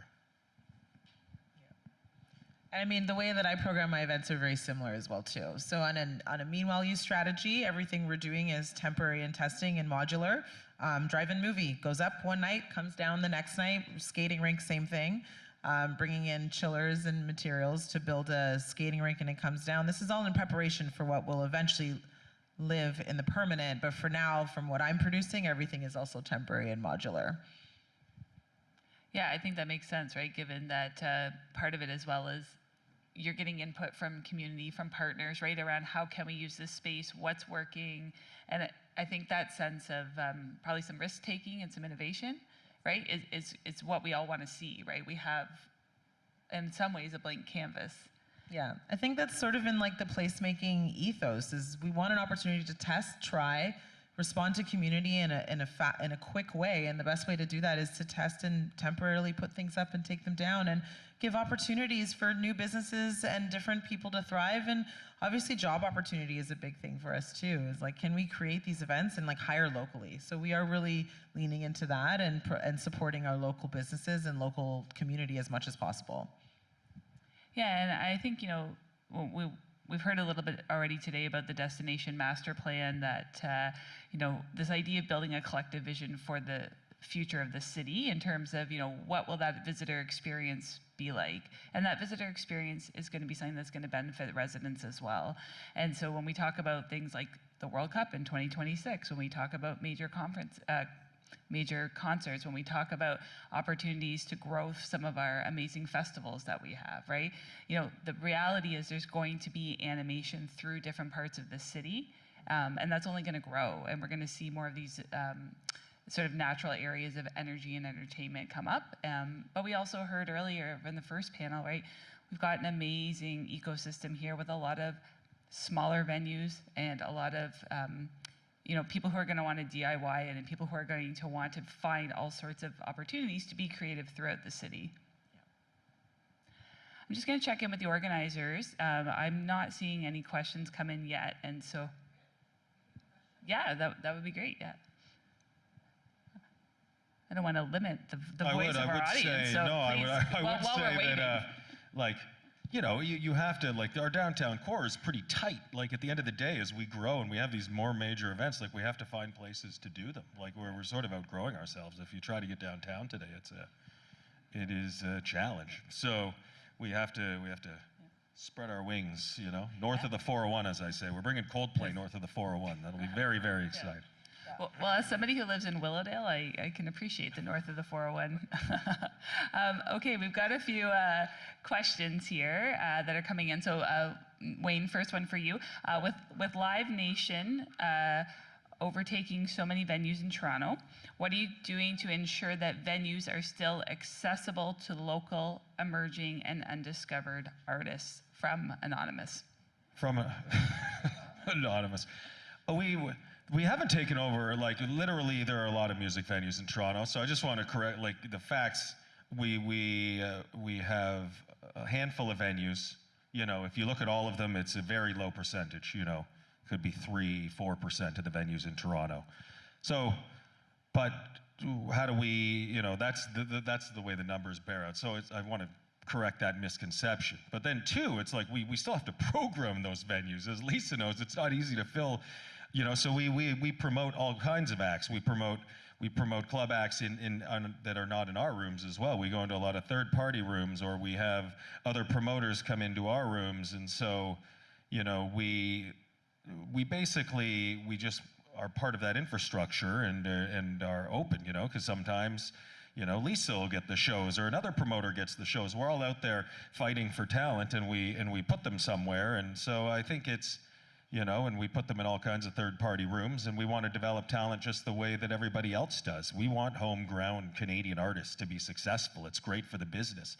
It's part of the reason why as a Canadian music business, we've been successful because, you know, our amphitheater is the busiest amphitheater in North America, 70 shows a year, you know, and a lot of that content ends up being Canadian content because we have acts that grow out of the club level, whether it's the Beaches or whether it's the Arkells, or then they go and play stadiums in Hamilton. And so not only is it the right thing to do because we want to support our cultural sector and promote those acts, but it's also good for business because they're going to fill your clubs, and potentially those acts are going to grow and start filling arenas and amphitheaters. So that's great for businesses. Canada, it's good for all of us because it fills all of our venues. So I think we're motivated to continue to fill the rooms with great Canadian talent and to fill not only our rooms and others and have others bring it into our rooms as well. So I think before we go to the next question, Elena, maybe I'll slightly tweak that previous question for you in the sense that, you know, if somebody's watching this today and they're thinking, you know, I've got a really great idea for something that maybe could take place at YZD, how would they reach out? How did they get in touch with you or your team? Like, we're talking about risk-taking and trying ideas. Yep. That's a great question. I mean, there's a million amazing ideas out there, and I would love to say I want to hear them all, and I do. And I know there's some people in the audience that I have talked to about amazing ideas. I will say that last year we put out an open call that was called Beyond the Tarmac, where we invited people, anyone, artists, creatives, producers, events that are already existing to propose a big idea to bring to life on our site. And we received over 80 applications for that call that came in last June. And we said we were going to bring one to life, and we chose to bring 3 to life, and we're partnering with the 4th finalist as well too to create another aspect in our life. So we're really open to hearing ideas. I will say there will be another open call that will go out this year in a couple months. So there's that. And then there's also, like, feel free to reach out. We have general emails, or myself, like ryzd.ca. So we're open to receiving any ideas or being a part of our programs, even from the farmers market that we're launching this summer. So there's other ways that we definitely want to partner with other arts organizations or programming partners or local art service organizations. We try to connect with as many as possible through our networks. Great, thank you so much, and that's exciting that there's going to be another call. I saw a question that had popped up before, and it's quickly gone, but I think I think I'll ask it.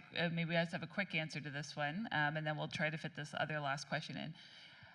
The question was about the size of the site and how people might be moved around on the site. Like, if you're arriving at a TTC station, or if you're taking the GO, how would one then move around such a large site? There's multiple points of access to the site. So there's primarily access is from the north, and then there's several points of access from that. We have accessibility movers to make sure that we can move people around who have accessible needs on the site. So we're designing it specifically for that. But again, it's you know, if anyone's gone to a stadium show or a large stadium show, there can be a lot of walking on the day of a show. So, you know, it's a big site. And primarily people come in from the north, and that's where your festival plaza is, and eventually make their way to the bowl. And for those that need assistance, we'll be making sure that we can move them around as well. So. And from our perspective, to add to that, I mean, we're a large site that a lot of people didn't know existed because it was private for so long. So that is a challenge we've been faced. And so we'll be installing more larger wayfinding strategies that will be large, big posts that you see when you hit Wilson or if you get to Dufferin, and then also hopefully destinational markers to help you along your way. And then of course, like, if there is additional opportunity to put signage within TTC stations, and then of course there's people, right? So it's like bringing in extra security and people to help move that traffic. Eventually people will get used to it. I think when Budweiser first opened, it was a bit challenging for people, but I think overall, like, you just follow the flow of the traffic and follow signage. Well, yeah, we're obviously working with the city and TTC and having and all of that as well. We actually created pathways to get people from the TTC stations to the site itself. So we've made the routes of travel so that we had to create those. So, and we'll have people manning those as well. Great. So last question here, and this actually also might be something that city staff may want to speak to, because it's a question on how will the 2026 FIFA event impact Toronto's major stadiums. I don't know that either of you are necessarily equipped to speak to that, but Wayne, maybe quickly, is it impacting at all in terms of programming, for example, from a Live Nation perspective, the kind of acts or music that will come in next June, July? Funny enough, there'll be very few stadium acts on the road at that point in time because every stadium in North America will be being used by FIFA. So it'll be a quiet time for the stadium touring business. But I know, we just had a meeting with the FIFA folks and MLSC and understanding what they're doing with their stadium and the temporary expansion of the capacities, and it'll bring a bunch of challenges, frankly, for anyone else trying to do something in the city at that point in time, because there'll be road closures, there'll be large parts of the city that are sort of used for different purposes. That's great for the World Cup and for Toronto. I think it's great. So we're just in the process now of figuring out what does that mean for our ability to do events, frankly, anywhere in the city at that point in time, because I think we'll all have to think about that. And whether there's any opportunity for sort of fan plazas up at the infrastructure we're creating with Northcrest, and how that can be used as sort of a community asset during that time, whether it's viewing parties, Canada makes it to the final and everybody goes to the stadium to watch it on a big screen, that would be the dream. But really still trying to figure it out, as I think a lot of people at the city and FIFA are as well.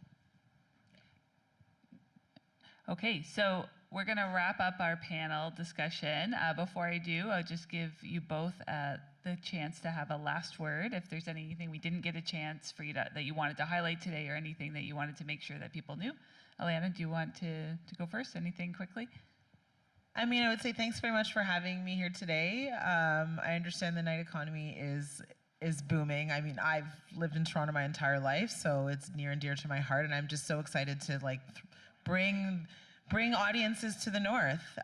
So I'm really excited to see how YZD evolves, and feel free to join us, and hopefully you can come out to some shows at Rogers Stadium. If not, it's a lot of free programming at YZD at our site activation and our experience centers. Wayne? I think the last panel I thought was great, and talking about the balance between sort of the communities in which we operate and what we're trying to accomplish from a show perspective, and how we strike that balance.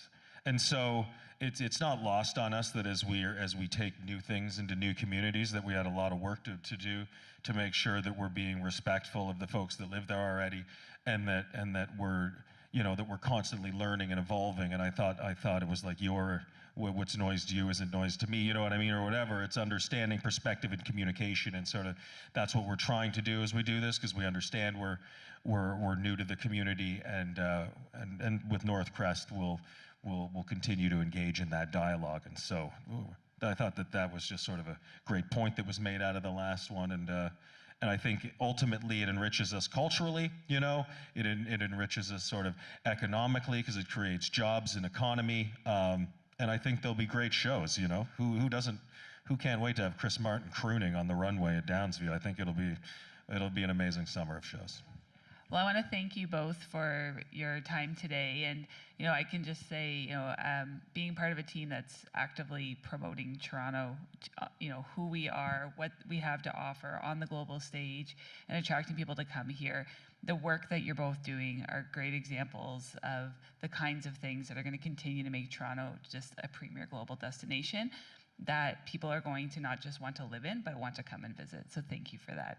Can you please join me in thanking our panelists? Thank you. Thank you.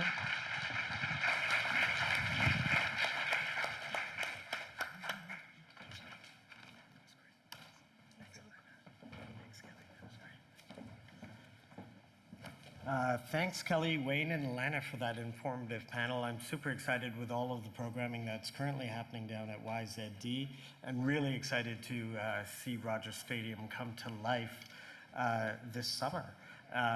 In particular for me, Oasis. So I'm lucky to have gotten a couple of tickets. Our final discussion on the stage today will be a fireside chat between City of Toronto and City of Ottawa. Mike Tanner has been part of the City of Toronto's Night Economy work since 2018, supporting the development of Toronto's Nightlife Action Plan, and more recently the 2023 Night Economy Review. As manager of the music office, Mike works to advance the music sector throughout the city, actively participating in the Night Economy Internal Working Group, and the Toronto Music Advisory Committee. Hey, Mike.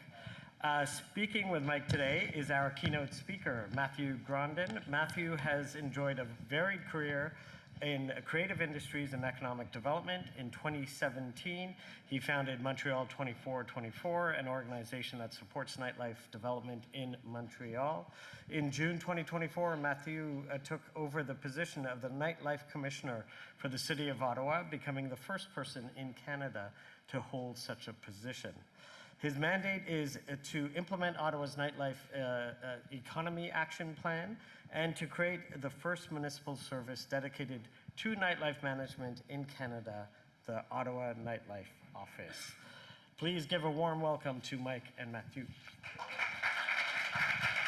Thank you, Alok. Thanks for hanging in with us this afternoon, those of you who are here in person and those online in your sweatpants and pajamas. I'm not sure if the folks online can see that Matthew is sporting yellow socks or not.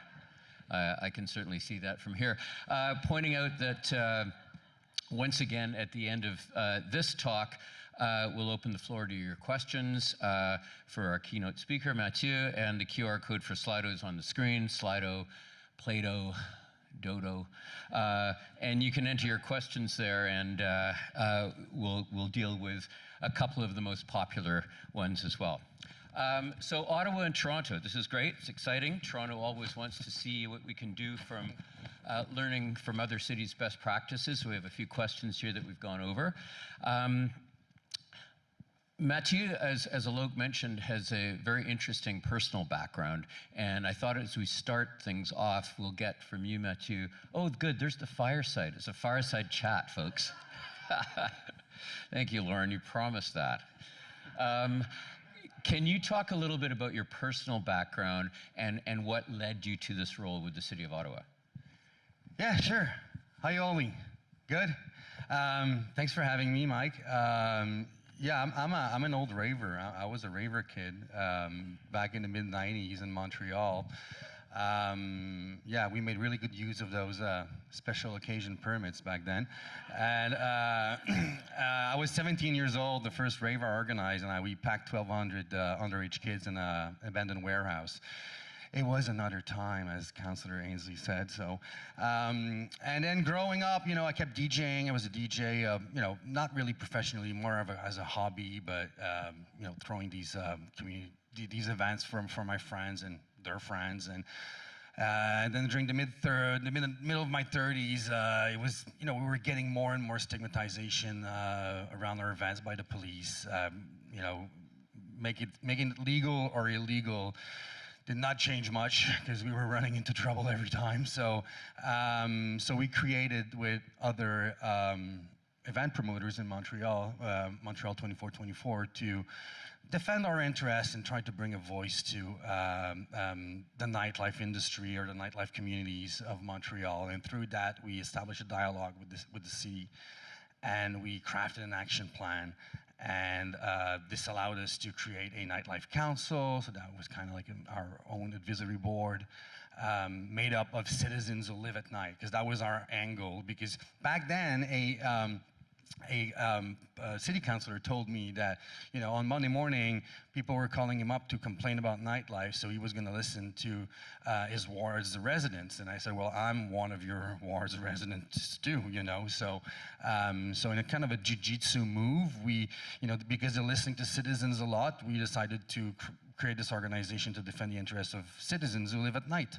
And we also produce an economic impact study, a study on the cultural footprint of cultural spaces in Montreal. We organized a nightlife summit for 3 years, and we also piloted projects because we wanted to test the extension of licensing in Montreal. So the first time we we ran a venue for 29 hours nonstop with licensing throughout to test the impact, the economic impact, the impact on the artists, on the public space, in public health too, and amassed some data. And this led the City of Montreal to the adoption of a nightlife policy. Now, it took them 7 years to craft it, but still they adopted it last year. And now this spring they should be rolling out 24-hour licenses for venues, much like you can find in Berlin or London or Amsterdam. So it's going to make Montreal the first city in Canada to have 24-hour licensing. Just to jump in on that for a sec, yeah, here's some calls of appreciation there. Is that being done as a permanent measure, or is it a pilot, or? Oh no, it's been piloted for 7 years now, right, okay. So we're done with the pilot. Now we're, as a venue, you can apply for a 24-hour license. That doesn't mean you're going to use it for on a 24-hour basis. It just means that you can open and close whenever you want, depending on the type of event you're welcoming. So, you know, when we tested it last time during Nuit Blanche, we had 80 venues that could open until whenever they wanted. And you know, the feedback we got from the paramedics and the police was that this was a slow night, because actually we avoided creating an artificial rush hour at 3 a.m. where everyone fights for the same pizza, the same taxi, and then, you know, you have got vodka, I've got soda, let's go to my place, we're gonna wake up the neighbors. So, you know, let's keep the kids in you know, under the supervision of the professionals, which are the venue operators. So. Yeah, in this city, obviously, you know, in the summertime especially, when the clubs let out on King Street between 2 a.m. and 3 a.m., it's pretty intense there. And so you're saying staggering that. Yeah, exactly. Yeah. That kind of, you've spoken a bit about Montreal. We're going to get back to Montreal and Montreal 24 Yeah, let's talk about Ottawa, Toronto, the rematch from last night. So none of what you described sounds like my perception of Ottawa. Why, no knock against Ottawa, and I won't even bring up the hockey game last night. We're not going to talk about that. Yeah. We won't talk further about it, shall we? I didn't wear my Leaf socks today. What are the specific goals in Ottawa? What are your specific goals? You work for the City of Ottawa, and why is the City of Ottawa interested in this right now? You know, Ottawa wants to grow its nightlife, and like a lot of mid-sized cities right now, there's a lot of interest to develop nightlife and bring more, because nightlife is synonymous with quality of life, because, you know, and sometimes that's the thing. In Montreal and Toronto, nightlife is kind of taken for granted, or it's associated with a lot of the negative externalities that are associated with nightlife, so noise, over-intoxication, blah, blah, blah. But, you know, when you're a smaller city, you want to bring those amenities that you find in big cities in your smaller city. So we have a great nightlife scene in Ottawa. You know, if you compare with the size of the city, I would think we punch above our weight, but we want to grow that, and we want to make sure that the framework conditions for this growth can allow us to avoid some of the mistakes that were done in other cities. So, you know, making sure we have right frame for zoning, for licensing, or the great bylaw framework, and all that stuff. And that's part of my mandate. And, you know, I nerd out on bylaws. Don't worry, man. This is my favorite part. Yeah. Okay, so I was going to ask this a little later, but it seems like a natural time to ask. What are some of the particular challenges and opportunities in Ottawa? Well, I mean, the challenges, if we start with the challenges, I mean, it's 26% of the workforce is government employees. So we need to diversify. You say that like it's a bad thing. Well, I mean, we rely on the federal government too much in terms of our economy, so we need to diversify it, and then culture can play that role, nightlife can play that role. So that's you know, and one of the problems we have is a lack of operators, because there's too many people working for government jobs. So developing local entrepreneurship, you know, and building that capacity is part of the challenges we have. Also, the city was built a bit like it's a bit like after 4 p.m., a bit like a donut, because, you know, there wasn't enough people living downtown historically. People live more in the outer core of the city. So we're trying with the downtown revitalization plan to bring in 40,000 new residents over the next 6 to 10 years. So that's going to help develop vibrancy. Sorry, jump in quickly. Yep. Are you also trying to develop some nightlife vibrancy outside of the core, like in Yes. the Glebe and other areas? Nepean? Yeah, well, I think, to me, the Glebe is part of downtown. I haven't expanded maybe it's because I'm from Montreal, but the downtown, this is all downtown, to me. Then you have the suburbs ring around it. And yes, of course, I mean, we can't rely on people from Nepean, especially if they work in downtown and then they go back home at 4, that they're going to be back every night to enjoy concerts in the city. So that's why we need more residents downtown. But developing pockets of nightlife throughout the city is important, even in the rural areas, having those cultural farms and stuff, so that you don't need to take your car and drive down to the Byward Market to enjoy nightlife. But in terms of the assets we have, I think, first of all, we have a very mobilized community, a business community, but also the city councilors. This action plan was voted unanimously by council. So there's a lot of support for my work coming from the political side, and even inside city administration. My job is to liaise with the 9 different departments inside, break down those silos exactly. So that's, and people want this thing to work. So it's going well. And we're also a big student town. We have 110,000 students in 4 post-secondary institutions. I think Montreal is like 150 for a city that's like 3 times the size of Ottawa. So that's an asset we need to develop. Yeah, that all makes a lot of sense. And certainly, what you're saying about support from council, we've, people like Councillor Ainsley here in Toronto, the other councillors that attended this afternoon, Deputy Mayor Malik, Councillor Moyes, some of our champions on council, they're so important to moving the ball down the field. Without that, you really have nothing. Because this position is the first in Canada. They called it a nightlife commissioner. It's basically an inspiration from the night mayor, quote unquote, movement in Europe. It's called a commissioner in Ottawa. But what we're really talking about here is nightlife governance. So, and I like to talk about the triangle of nightlife governance, where you have strong external partners, advocacy groups, lobbies, associations, and then you need a bureaucratic unit, or a position or a nightlife office, and then you need a political champions that will, go forward and push those motions to enact changes.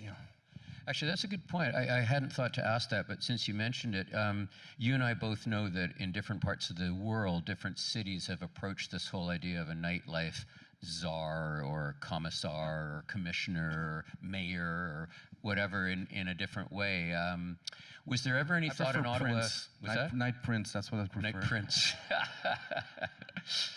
Yeah, that's great. Is that in your business card? Embossed in gold on black. Was there ever any thought in Ottawa to doing it externally, like having a restaurant or a hospitality association put somebody forward the way, like Mirek Milan in Amsterdam was first sort of city, sort of not city? Yeah, that's a bit what we had in Montreal with Montreal 24/24. We also have that in Ottawa with the Ottawa Music Industry Coalition that kind of plays this role. But the community, the business community and the arts and culture community wanted someone inside city administration. And that was to me what was appealing to this is from making the switch from advocacy to bureaucracy, was getting my hands dirty, trying to fix the engine, and being inside, that bureaucracy and having those conversations and trying to, it's kind of like a soft power that I have to sit down with bylaw and sit down with the zoning team and discuss, housing projects. Well, how will this impact nightlife? Can we have affordable housing for artists? Because that's an issue too. We want to retain that workforce in Ottawa, and to be able to do that, we need to build the attractiveness of the city, so we can, this plan came up in 2017 when the Economic Development Services surveyed the tech sector, because we got a big tech sector in Ottawa, and their problem was they had trouble retaining their workforce, because this was a well-paid, highly mobile workforce that could work in Toronto, could work in London or Montreal, and they asked, will Taylor Swift play there? At what time do the bars close? Is there good restaurants? And that's part of building the attractivity of your city. Yeah, you make a really good point about being inside City Hall. I know for myself, I've been at Toronto City Hall now about 10 years. And there's no possible way on the exterior I could have known as much as I've come to learn about things like my buddy Mitch Tebow there with licensing and the folks in zoning and planning and Toronto buildings and the official plan and land use designations. I mean, I can still only sort of basically rattle off some of those terms without sometimes knowing what they mean. But on the outside, it would be very difficult to get a sense of how those things all intersect, and also what the competing and congruent city priorities are for allocation of resources, capacity, development, bigger plans, etc. That kind of leads me to my next question. I remember when a few of you know, I used to run an event called North by Northeast here in Toronto, did that for a number of years, and then was hired by the city, and I was initially a little concerned that when I would walk into rooms with old friends of mine, conversations would hush up, and to some extent they do, but I'm wondering, what was the transition like for you personally from being, cool raver, Montreal 24/24, to going over to the dark side, if you will, and working for a municipal government? Has that changed things for you, and how does that feel? Yeah, well, my flashy socks are very popular at City Hall, also in Ottawa. Well, to me, it was a double transition, because from advocacy to bureaucracy, yes, but also from Montreal to Ottawa. I moved for the position, and I'm probably, in that quote-unquote night mayor movement, the only person that didn't come from the city at the beginning. But I think this just goes to show that there's a certain professionalization of these positions, and it's what we're really talking about is nightlife management from city's perspective. So it's a cause. I dedicated myself to this. I wanted to integrate nightlife into bureaucracies and city bureaucracies. It's a change, but I've had such good welcome from the team, and such good support in Ottawa that as I said, everybody wants to develop nightlife in Ottawa. So. I think it's great, and it's going very well, and it's a privilege to hold this position right now. So, people still answer your calls?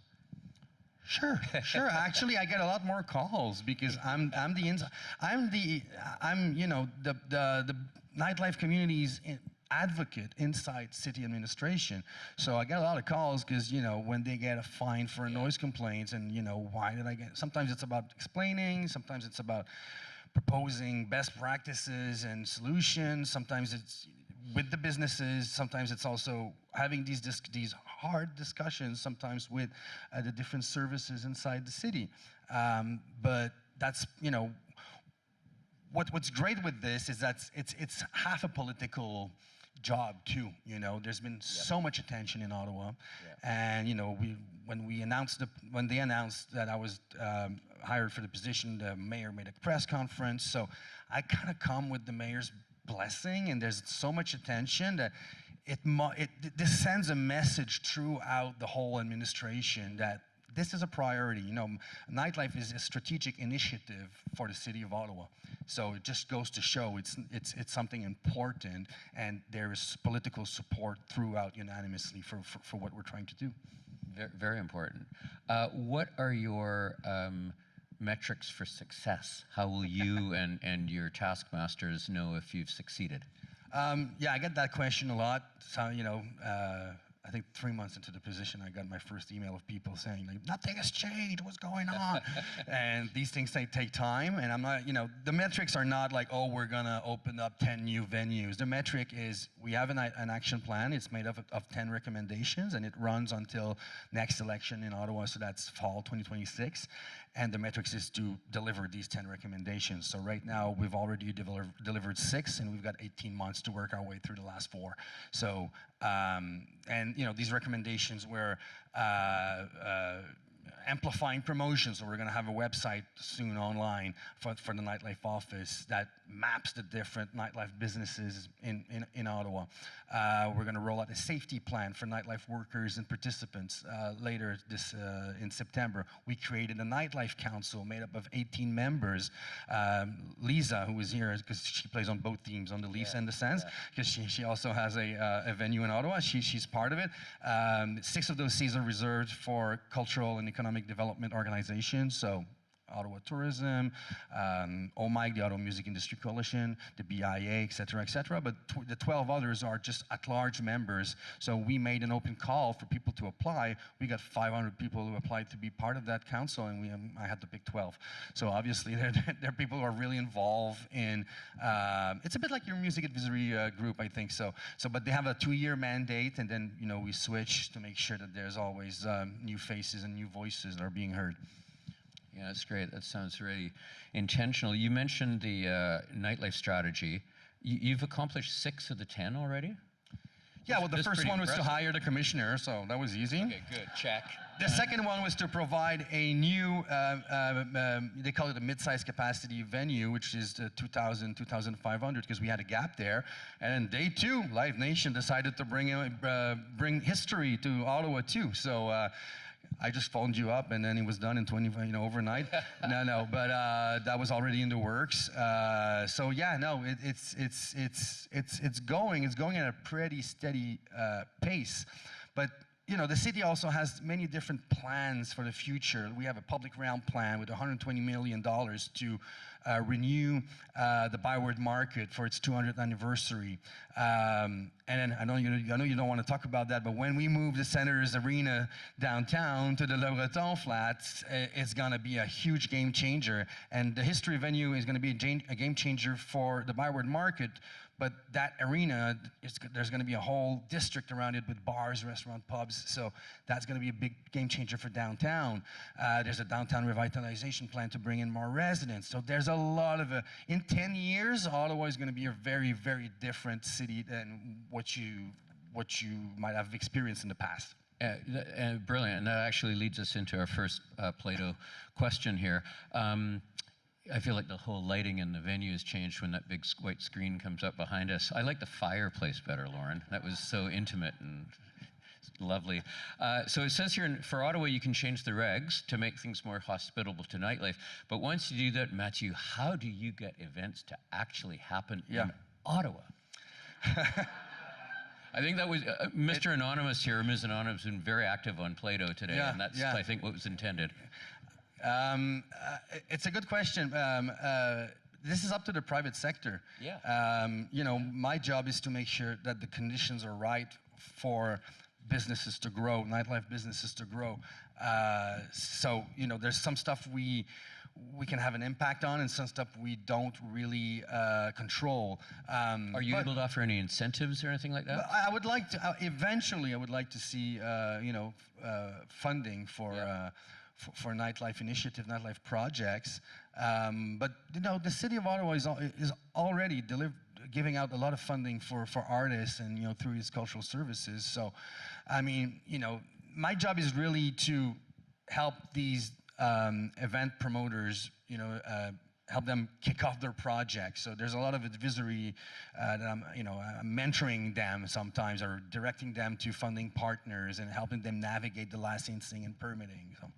Oh, and look at the next question. Has Ottawa considered incentive programs for new nightlife venue owners, like reduced tax for X amount of years? We do something similar to that here in Toronto through reducing taxes for live music venues, or low interest government loans or grants. And before you jump into that, I will say that I think what you said about the city's role I think matches what a number of our city staff here would feel, which is the role of the city is essentially not to get in there and compete with the private sector, but to help lay the groundwork for the private sector, for cultural entrepreneurs who don't work for the city to go and do cool things. Yeah, and you know, we're kind of, there's regulations about how we can and what type of businesses we can fund. Usually, at the City of Ottawa, it's tough to fund a business. We don't fund businesses. We fund nonprofit organizations.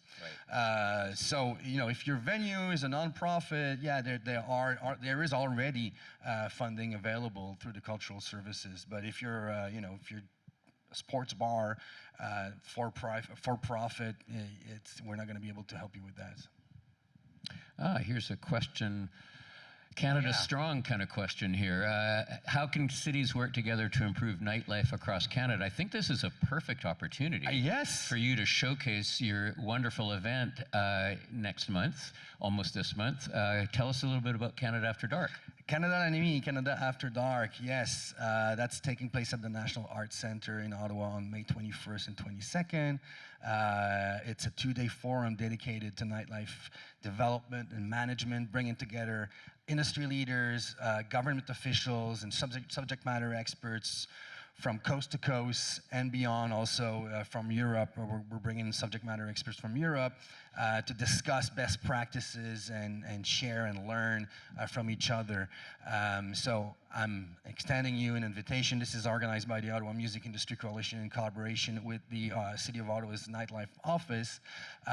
So come and see us in Ottawa. It's part of Capital Music Week. So for the whole week, we got a bunch of stuff. The city is buzzing and activating with music. There's other forums happening at the same time. So there's the Capital Music Awards. Begins when? Ends when? The 2-day forum is on May 21st and 22nd, but Capital Music Week runs from May the 20th through the 25th. So you can find it online, Canada After Dark, at the from OMIC, the Ottawa Music Industry Coalition. Third week of May. You can join some of the Ottawa Senators players on the golf course. And to answer this question a bit more specifically, we're inviting a bunch of cities in Canada, city officials. Alok is going to be there to represent Toronto, to share with the audience the different steps that different Canadian cities are taking to manage and grow their nightlife. So Vancouver's going to be there. Montreal is going to present its nightlife policy. It's a very ambitious plan with 28 different actions. Toronto, Ottawa, and also mid-sized cities in Ontario, London, Ontario, Hamilton, Kingston, Mississauga. And then the second day is around teams, so we're going to discuss placemaking, night tourism, safety, obviously, and also something more far-fetched, like we're bringing in this guy from Berlin who made a study on how to activate waterways as cultural spaces, so festivals which happen on boats and stuff like that, because Ottawa has a lot of waterways around it, so I think it's an underdeveloped asset for nightlife. That's great. Last question. How does the City of Ottawa support small grassroots event organizers who operate on a volunteer basis with an extremely limited budget? Well, if you have a nonprofit, you can apply to the different funding that comes from the cultural services of the city, and there's a lot of different funding programs for exactly that type of events and organizations. I imagine that would be similar to our Toronto Arts Council. Yeah. Well, yeah, we don't have an arts council, but still, yeah. Right. Any last thoughts you'd like to leave us with? Well, you know, I'd love one day not to be the only quote-unquote night mayor of Canada or nightlife commissioner. So, and I think, you know, bigger cities would benefit from this, to have an internal advocate for the nightlife industries inside their administration. So, you know, I hope Toronto jumps on the nightlife governance train, and go Sens go.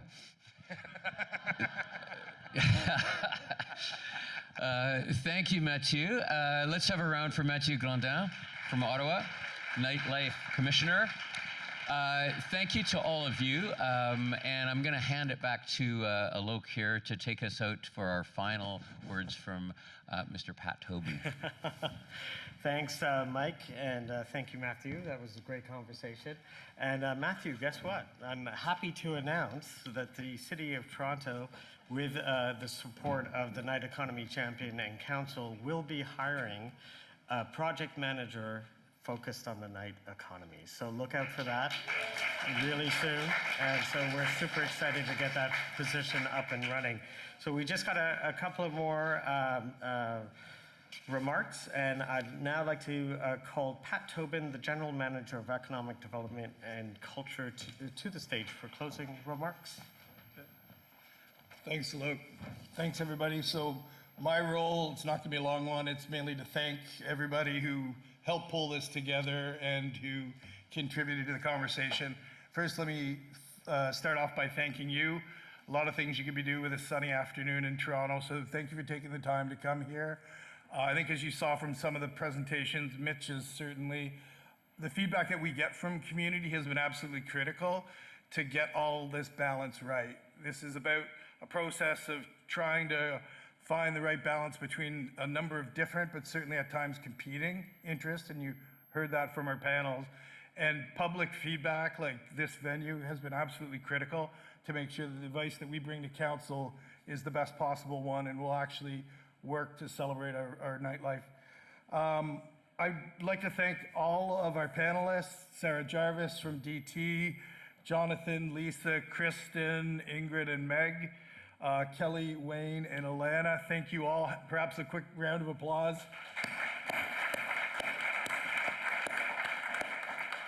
The discussion was phenomenal, and I think some of those core points about balance were there. Thinking through how in a city like Toronto that has benefited so much by its culture, that is known by many around the world for its culture, that we ensure that we not only preserve it, but where we mitigate the impacts of it, we also recognize what a privilege it is to be in this city and how we all need to contribute to those accommodations that make a nightlife great. I was taking my Matthew's point about it's both about celebrating, but also about, you use the term governance, you use the term management at one point, and I think that's what the city staff are doing. So finally, I'll close in thanking our champion, Councillor Ainsley, Councillor Moyes and Malik, who were here earlier, and a final thanks, I'll do the Jagmeet Singh, for the city staff who pulled, I'm resigning, yes. Yeah, I'm sorry, Mike. And there'll be one person in the crowd like Jagmeet who goes, no. I'd like to thank the city staff who pulled this together. So Alok Sharma and his team, you're here, Alok's co-host, Lauren, who's here, Dave Perry, who's been operating, Mike Tanner, who assisted, Raquel is here, Lauren Lee, Amy, and Mariah all helped, and Sasha as well, and Jacqueline. So quick round of applause for the city staff who got this together. And thank you again very much, and I'll ask Alok and Lauren to rejoin the stage for some closing remarks.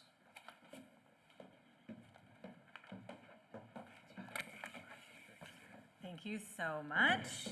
Thank all of you. Thank you to all of you still virtually joining us. We mentioned this is the second annual town hall. It happens once a year. But if I haven't mentioned it already, that inbox is always open, nighteconomy@toronto.ca. We saw a ton of questions coming in via Slido. So if there is something that you wanted to discuss from a city perspective that we weren't able to answer today, please do reach out. Like we mentioned, we will try to review those and kind of do a summative response through the Night Economy e-updates in our listserv. And that's available at toronto.ca/night economy. Is it right behind me? Yeah, it's right there. Those two things. Do that if you want to stay in touch or you have ongoing questions, and we'll do our best to support. And with that, we want to continue to hear from you and what you'd like to see next year. So I'll pass it over to Alok. Great, thanks, Lauren. And before we get into that, I also want to thank Dave Perry for all the work that he's done on the Night Economy Town Hall as well. So your feedback is valuable to us. Please scan the QR code, which is not there yet. There you go. Please scan the QR code to access our post-event survey. Let us know how we did today and share your thoughts for future Night Economy Town Halls. Thank you all for coming and sticking with us for this afternoon, and thanks to all that joined virtually as well. If you did put your coat in the coat check, you can find your coat just in the very back here. So thank you all, until next time.